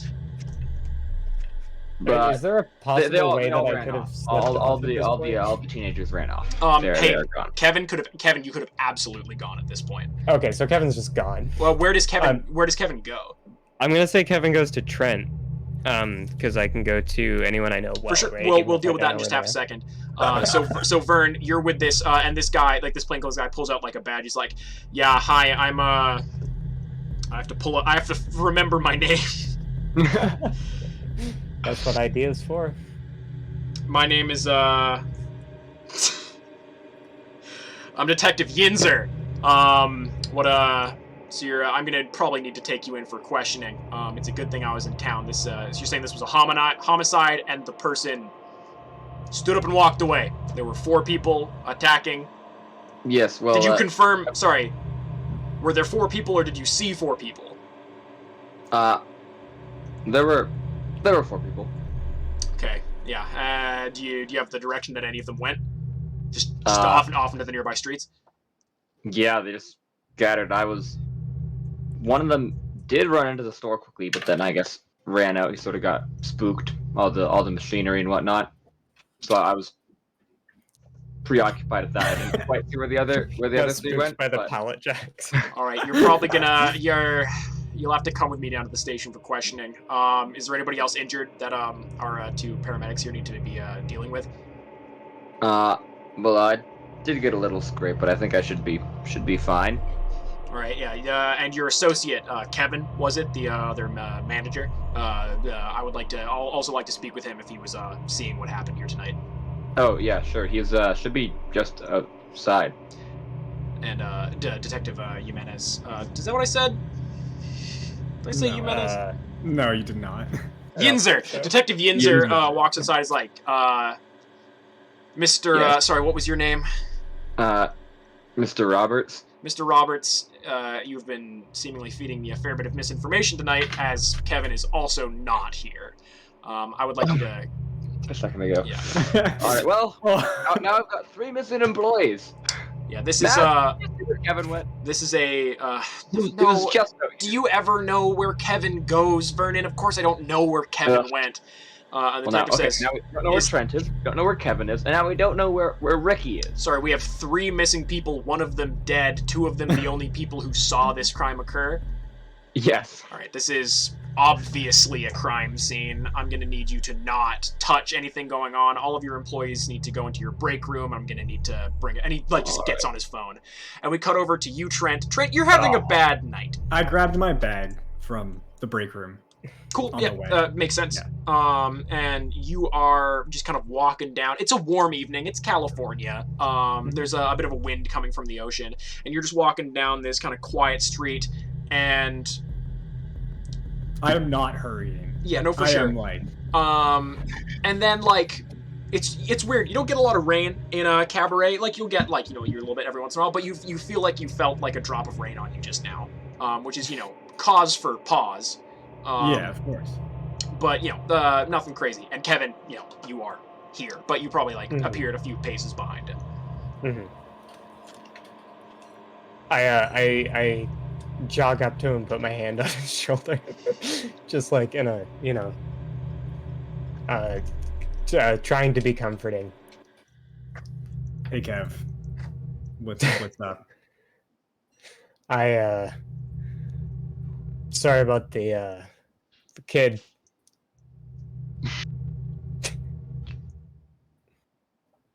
Yeah? We should leave. We need to leave. The cops are probably here by now. I'll go in to talk to them afterwards. I promise them something. I have to do it right now. Okay. I think that we should go somewhere not here, not the streets, not right now. What do you need to do at this point? Are we near his house? Are we having this conversation at his doorstep? I'm gonna say you're probably he doesn't live super far away. He's probably a 15-20 minute walk, not even. All right. And I'm gonna say that a fair bit of time passed. You're probably 5 minutes away, not even. Yeah. I'll just be like, Kev, just wait here. Give me 5 minutes, and I'll do whatever you want afterwards. Okay. All right. Wait here.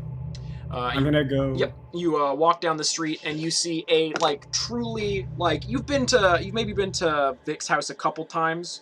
Vic was a couple years younger than you, so maybe you went there when you were in high school with him or whatever the frick. Apparently, he had a foosball table. He had a foosball table at some point. He was very proud of his foosball table. I got so many folders, boys. Not Urban Shadows. Monster of the Week. Surf and Turf. Boulders make the boys bolder. Surf and Turf open season. Location. Yeah, so it's a small one-story house. Like, there's a wraparound porch. Like, it's all, like, storm windows. You know, it's, like, facing the ocean, looking over a hill. Super pretty little spot. You know, like, light blue ocean-style paint job on the motherfucker. You know, sturdy front door. You got a key. There's like a Disneyland keychain on it. It says Victor on it, and it's like it's got a picture of Donald, and it's Donald wearing like a Star Wars uniform. He's like, it's Donald Vader or whatever. And it makes Trent tear up. It makes Trent so sad. Trent faints again for a second. Wakes back up, yeah. But like on his feet, like he just went like, yeah. There's a little wraparound porch to this like dark, like not shabby, but like, again, it's a spot that like a young dude could live by himself in the sticks. It would be a very expensive house in the big city. Yeah. I'm gonna say that, oh sorry, I just want to say at this point I'm not like I haven't like done anything or tried to stop Trent from doing anything, but I'm still like within like 10 feet of him. Like I am still following him, just kind of hanging back a bit. I don't mind if he follows me, that's fine. Yeah. I was gonna say that because I've been here before, like in high school. I'm gonna say like the cat that he had was there for like he's had him for a few years. I'm gonna say the cat's definitely sitting on the porch. It's this little like kind of like the cat knows me. Little mutt tabby. It's like a friendly little cat. Like it runs up to you. It's got a collar on. Yeah. I'm gonna like go into the house, grab like what kind of cat food does the cat have? So Is it wet cat food in cans or dry? You go into the house. Do you go through the front door or the back door? The front door. The front door does stick when you try to open it. Oh right, but, like, sorry. If you like try, like you rattle it and then it like opens. It's just like it sticks at first. You're in like a pretty comfortable living room. I will say right away, this place is an absolute fucking mess. There are like a lot of like there's like this, it's like living room. There's like a big TV, like a fucking Xbox, whatever the fuck. There's a lot of bookshelves, which you wouldn't really think for Vic. But like lots of bookshelves. In the corner, there is a cabinet, which is wide open. There is broken glass on the ground. There are spots where things would be hung in the cabinet. And like it's like kind of like pegboard style, like fully cleared out. Next to the living room, there is the kitchen. And just by looking through the cupboards, you see some cans of wet food. Okay. Yeah. I'm gonna take as much like as I can, put it in my bag. Yeah. And then I'm gonna put the bag with like the pack on the front instead of the back. Yeah. And then I'm gonna put the cat in the bag. Not close it, just like have him so I can like keep him calm and pet him. Yeah. And then I'm gonna walk back to the store. Or go back to Kevin. For sure, yeah. Kevin, you roll me read a bad situation real quick. I was gonna say I'm getting a bad feeling from this this house here. Yeah. I think I'm too distracted and like, you know, upset to like do any like notice anything. Yeah. That's 6. Ooh, okay. That is a fail. Okay. Mark experience. Yeah, mark experience to be sure. Yeah. To be sure, mark experience. Kind of a dumb house, really, if you ask you. Kind of a shitty house, to be fair. Trent, you walk out of the house and you see Kevin standing there, and then you see something very quickly come up from behind Kevin and just crash into the back of him. Kevin, take 3 harm. Oh. That's going to bump me up into dying, I believe. Yeah. As you see just something moving lightning fast, and you see the flash of silver. And Kevin, you feel the feeling of being stabbed in the back. And then this thing is rushing at you, Trent. Actually, you know what? No. It rushes behind the house. Okay.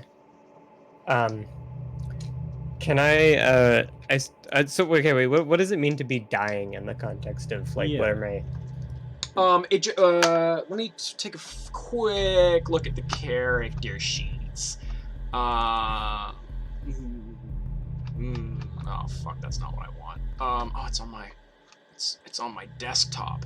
Forgive me, folks. And also, stream's gonna be wrapping up pretty soon. Thanks for sticking out this long with, again, like a very different style stream than we normally do. And this will not be if you couldn't fucking tell, this is not gonna be the final installment of this, whole thing. So you were at, how much damage were you at before? How many ticks? How many ticks on your track are you on? I was at. I'm all the way full now. I'm at. Oh no, wait. Sorry. I'm at 7. So dying. He was at 4, and then he took Yeah, damage. I was at 4 and I took. Damn. Okay. Yeah. So you are like, you're not dead, but you are like fully on the ground. And I'm gonna say that it's hard to kill you. Like even if you're brought down like fully, like I'm gonna say that you are a very resilient being. Just being that you are like, you know, not human. You're immaterial. Right, yeah.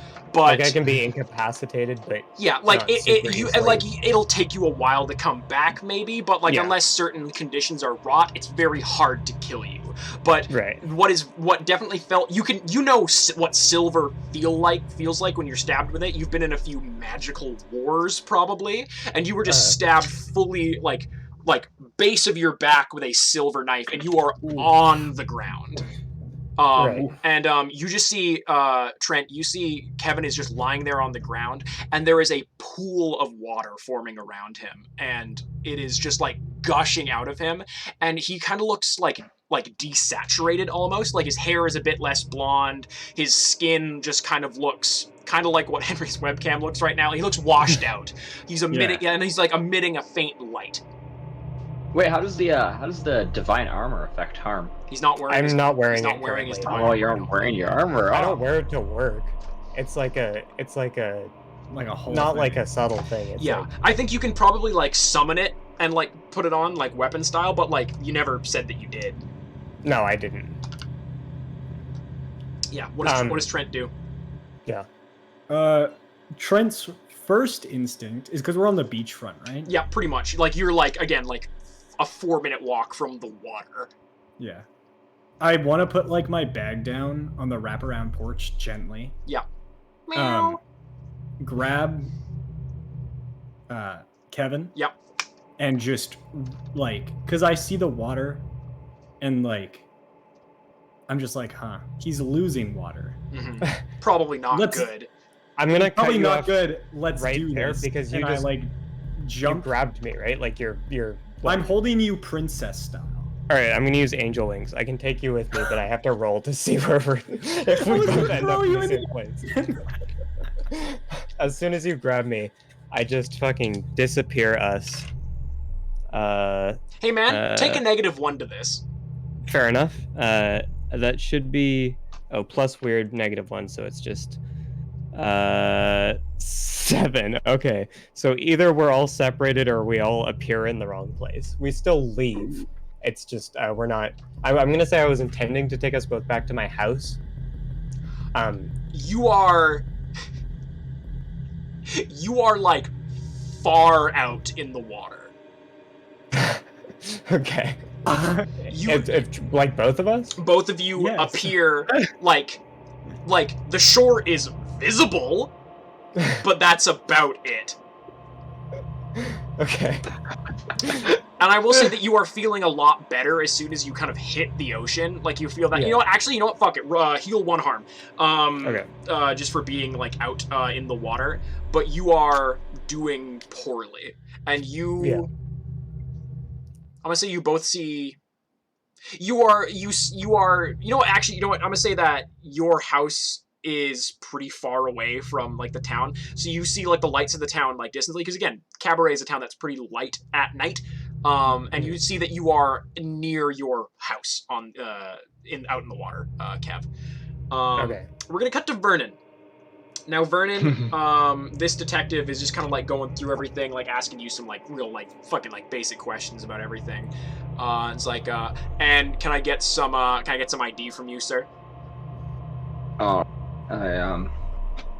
I'm gonna have to pull out my 'cause I don't have a driver's license, but I guess my let's say my health card, which I have not used.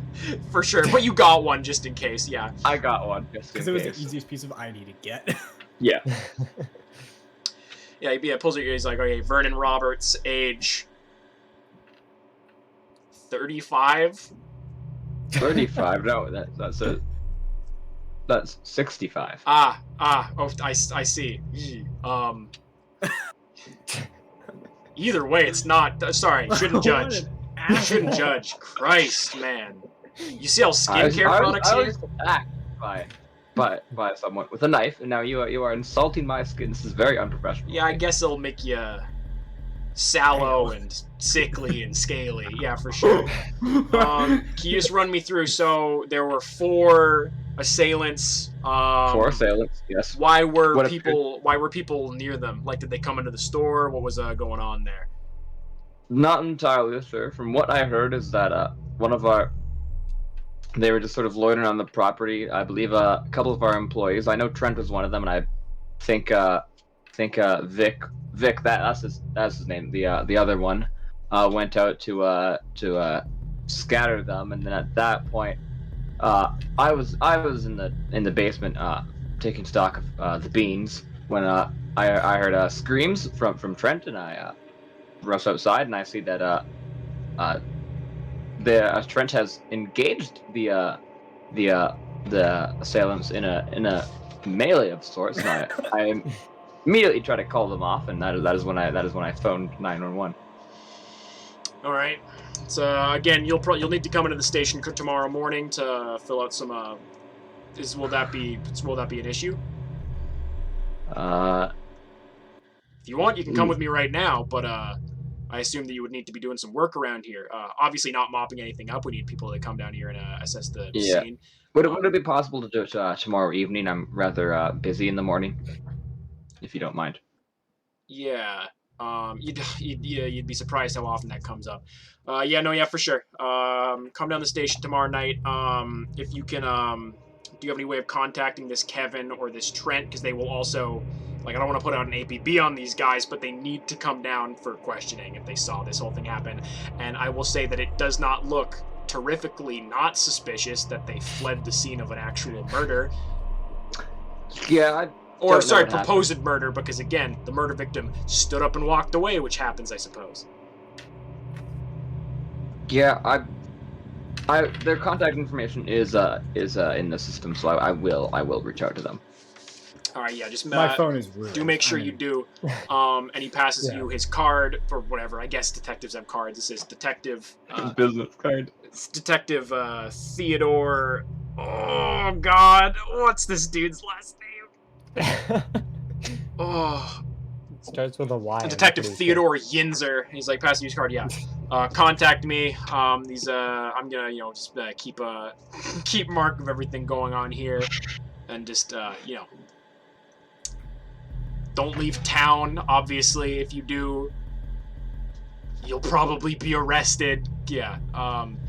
And you have a good night. That's all I need from you. And I don't know much about police procedures, but I'm assuming this is all that I need to do, says Max. Because I don't. That's about it. Well, I mean, no more work can go on, right? Thank you so much. No, obviously, don't open the store tomorrow, right? Yes, clearly, I will clearly, yeah. And we'll have an officer, probably me, here tomorrow morning. Keeping an eye on things. All right, I'll talk to you tomorrow. Vernon, right? Yes. Yeah. Again, you sell skincare shit at this store. It's bad, man. And he walks away, gets in his car, and he drives off. It's a genetic thing. Yeah. Mads comes out. He's like, fuck that guy, right? Jesus. I don't think he's I know most of the cops in town. There's 4 bars here. I think he's from out of town. That's kind of an out of town cop. Yeah, he's a we don't have detectives in Cabaret. Insane. Yeah. Do you know? Fuck, man. Why would Trent Kevin have left? I honestly have no clue. I mean, Look, in all my history of working with Kevin for the past few years, he has been known to just sort of disappear and then reappear at. Well, Kevin, yeah, but Trent's a steady kid. Like, Trent, that's what I'm very concerned about. He was at one point he was trying to attack them, so I wonder if he maybe tried to run off and chase them down. I sure hope not, but yeah, I don't know about that, man. Well, I'm asleep in the office and just keep an eye on things. I'll clear all the employees out of here. He asked a couple of them some questions. Most of them didn't see anything. If you could come, I know that you usually do the night shifts. If you could come down here tomorrow morning, and just keep an eye on shit. But just I think that Den's gonna want you here, and I don't want to deal with that fucker alone. Yeah, no, I know, yeah. I could carpool you if you like. I mean, I'm gonna be driving down. No worries. I'll just probably sleep in my office. Yeah, for sure. Okay, yeah. Hey, it's like a little. We can have some Lunchables, I guess. A little sleepover thing. Yeah. I've been working here for like 10 years, man. This is fucked. This is nothing like this has happened here before. I don't want this to reflect badly on like me or on like the store. Like, we want you to continue working here. I don't know if we can cover therapy or anything, but like this is unusual. I'm sure I'll be fine. Yeah. Okay. Yeah. This is. Yeah. And Mads goes off to like talk to some of the employees. What does Vern do? I'm gonna head back to my office. With your describe Vern's office for us. Well, let's just say it's the best of times. It's dimly lit. Got them power saving bulbs in there. Yeah. Oh yeah, for certain. Yeah, I've got the dimmer down quite low. Not pitch dark, but it's uncomfortably dark. There's a minimal decor. It's kind of a wooden table, some filing cabinets. There is, and I will note, I do have a shotgun in the desk, which was more so purchased out of a hunch or anything. Thought it would be fun to have, and there is one landscape painting. It is incredibly bleak. Shows a couple of like withered trees, and like a sand dune. Yeah, a bit of atmospheric mist around, very very dull colors. There's a little plaque underneath it that just says "Home." Yeah. Yeah. So we see Vern kind of sit back in his high-backed leather desk chair and you probably got like a little mini fridge of tomato juice that you keep by your desk, juice. Yeah, and take a glass of that. Put your feet up, yeah. Couple bites of rat as well. Empty out the pocket. Yeah. And keep an eye on the store as the evening goes on. And we will cut to Vern and Kevin, or to Trent and Kevin. I'm gonna say that you guys have probably swam to shore at this point. Yeah, of course. What are you guys doing? I'm gonna say, Kevin, like, you don't have organs as such, but like you are heavily damaged and need some type of medical attention.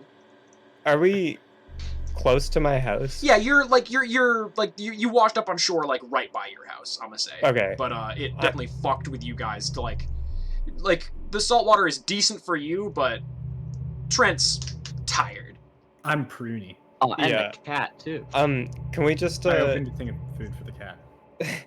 Can we is the cat with us? No, you left the cat on the porch. Yeah, the cat's still at Vic's house. That's what I thought.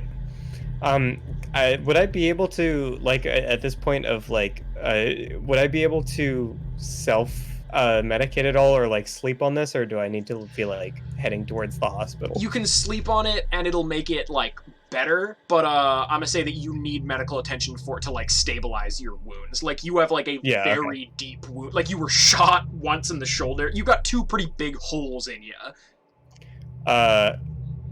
Trent, there's my house up there. Make yourself at home. I'm gonna take a rest. We need to Let's regroup in the morning. I go to sleep on the sand.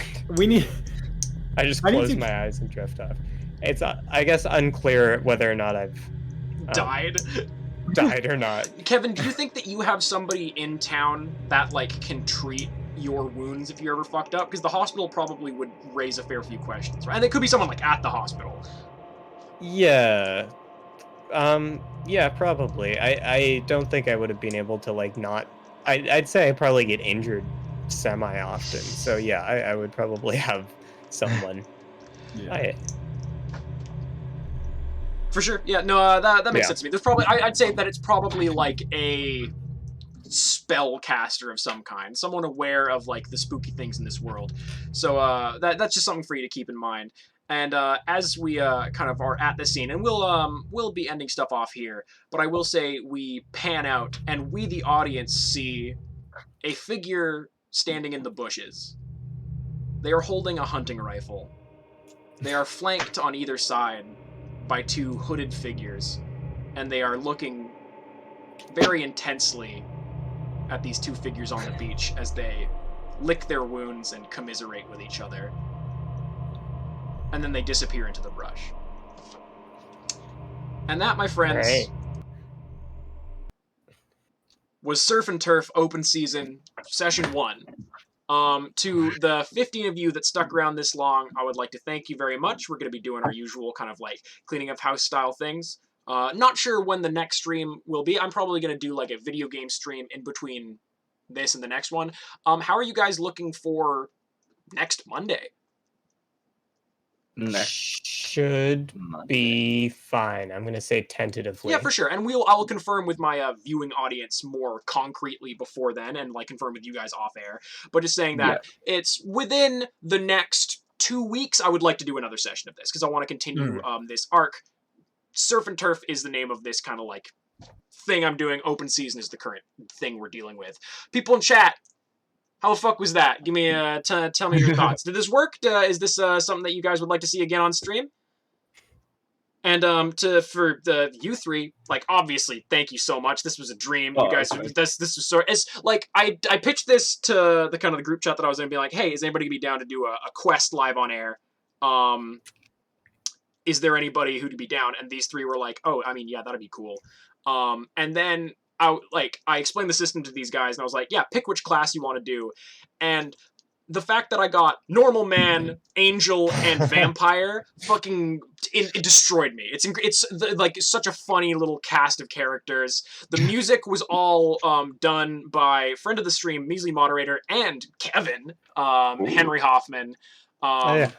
Super good. You did this you finished this music in like a week and a half, like not even. Like you crunched that so hard. Yeah. These three character portraits that you see there, and there were were done by our good friend and Vernon, Chris Mortenson, also known as Christo Flop on Instagram. Follow that motherfucker. Posts great art and is a pirate of sorts. And just like someone who is like the rock in my corner and the Trent in my heart, Reese, thank you. Reese, thank you so much for being just the best little boy. Like, absolutely the best. Like, Trent being a normal person in this batshit town and game is a savior to my life. So, thank you three very much. Is there anything either that you guys are connected to or that you guys are particularly enjoying right now that you would like to plug or point people towards? Be it, media, music, whatever the fuck. Like, what are you guys into? What are you guys vibing with? Tell me about it. Sean Evans, Hot One style. The floor is yours. To this camera, this camera, or this camera. Tell the people where to find you. Chris. Yes, I am on Instagram at ChristoFlop if you want to see me artwork, and if you want to see some pirateness, you can follow at ScurvyChris on Instagram. Oh. I will say that the pirates in Vancouver are great. Give them your money. They're awesome. They're so cool. Reese, anything either that you're connected to or that you're enjoying that you want to point people towards? Feel free to follow my Twitter at Zundarel for absolutely no content. For no tweets. Yeah. Tell ya. That's it. That's it. Nice. Yeah. Good plug. Henry Hoffman. Kevin. Yeah. Oh fuck! We have to do something real quick. Right. Yeah. End of session shit. Did you guys conclude the current mystery? Yes or no? No. Oh yeah, no. Did you save someone from certain death or worse? I mean, no. I saved Kevin. Okay, yeah. I feel like if you'd not been there, Kevin would have died. Did we I would learn? also argue that I absolved the situation with the rat guys that definitely could have resulted in Trent or someone else getting killed. Could have gone worse for sure. Okay, so that's one. Did we learn something new and important about the world? Is that wait? Yes. Do we mark experience for yes? No, for these? yeah, I'll get to that. Okay. So did we learn something new and important about the world? Yes. I'd say I so. know. Yeah. Yeah, I would Trent say so. definitely did. Did was we? not aware that my coworker was And that would fall. That bit would fall into. Did we learn something new and important about one of the hunters? Which I would say, Yeah. absolutely, yeah. Yeah. So that's 3 yeses. So you mark 2 experience each. Okay. Now there were a lot of What? failures this session. Did anybody level up? No, I'm at 5 out of 6. Cool. Or sorry, 4 out of 5. Yeah, very, very good. Henry, 3 out of 5. where can the people find you? What things are you enjoying right now? What's the haps? Tell people. Yeah. Our game Cycron comes out on Friday, or if you're in our time zone, which is Pacific, it comes out on Thursday at 5 p.m. I will go. So I'll link that in the chat right now. store.steampowered.com/app/1368410/Cycron if you're watching the VOD, or if you're watching this live, click that link in the chat right there. Phenomenal game. I played it a chunk of it recently on stream. Just such fun. All the sound stuff was done by Henry. All the numbers were done by friend of the stream and measly moderator M3'd. so yeah, buy that on Friday. Buy that Or video game on else. Friday, and also there's going to be a sale and a bundle for the game and for the soundtrack. Also buy the soundtrack. Buy the It's gonna be on soundtrack. Bandcamp. Phenomenal beats. It's also going to be up on streaming services, but the money Yeah. goes to you if you buy it. You can also buy it through Steam, right? Yeah, you can get it on Steam, you can get it on Bandcamp, Steam, you or can get it on Apple Bandcamp. Music, Spotify, Amazon, whatever. Fuck yeah. I will say, if you think that there's anybody in your life who likes actual play RPG content or anything, link to my stream. The VOD will be up on YouTube, and the link for that is there. If you don't already follow me on YouTube, it's free. It takes 0 seconds. Subscribe to me. I upload all my VODs eventually, and I like to do highlight stuff every once in a while. There's going to be another regular video game stream soon, and there's going to be another Monster of the Week stream less soon, but still, pretty soon. Thank you all very much. I would like to I'm thank looking forward to it. Cluddle, Yeah, me too. Vibrant Ferret, Big Poppy Arcane, Logger Knight, Slimy One, Humadovan, Cat Pre-Sun, Josie Farstar, motherfucking Vibrant Ferret again, Bacon Swoop popped in. Love to see Bacon Swoop at the stream. Tallnan was here. This was a huge turnout. I would like to thank everybody. JTY5186, Steph was here. We got M3'd. We got me. I was in the chat for a while there, testing out whether my chat thing was working. Colossal stream. I was so terrified going into this. I'm scared going into every one of my streams. Sad Primo, of course. I'm always spooked going into my streams because I want to make good content, but when I'm making content like this, which is putting my creative chops a little bit more on the table, these are 2 things I love doing. I've always loved DMing games like this. I love running RPGs and running them in front of people, something I've absolutely never done before. Zunderell in the chat. Who's that dipshit? Who could they be? Who could that be? Also, Josie Farstar, thank you for resubbing for 3 months, and Steph, thank you for gifting a tier 1 sub to Def Parking. Stinky, gross. Thank you, everybody. And also, stay safe and don't get attacked by rat men when you're dumping out a mop bucket at work in a suspicious way. And when you go into your coworker's house and you see a broken gun cabinet, explore it.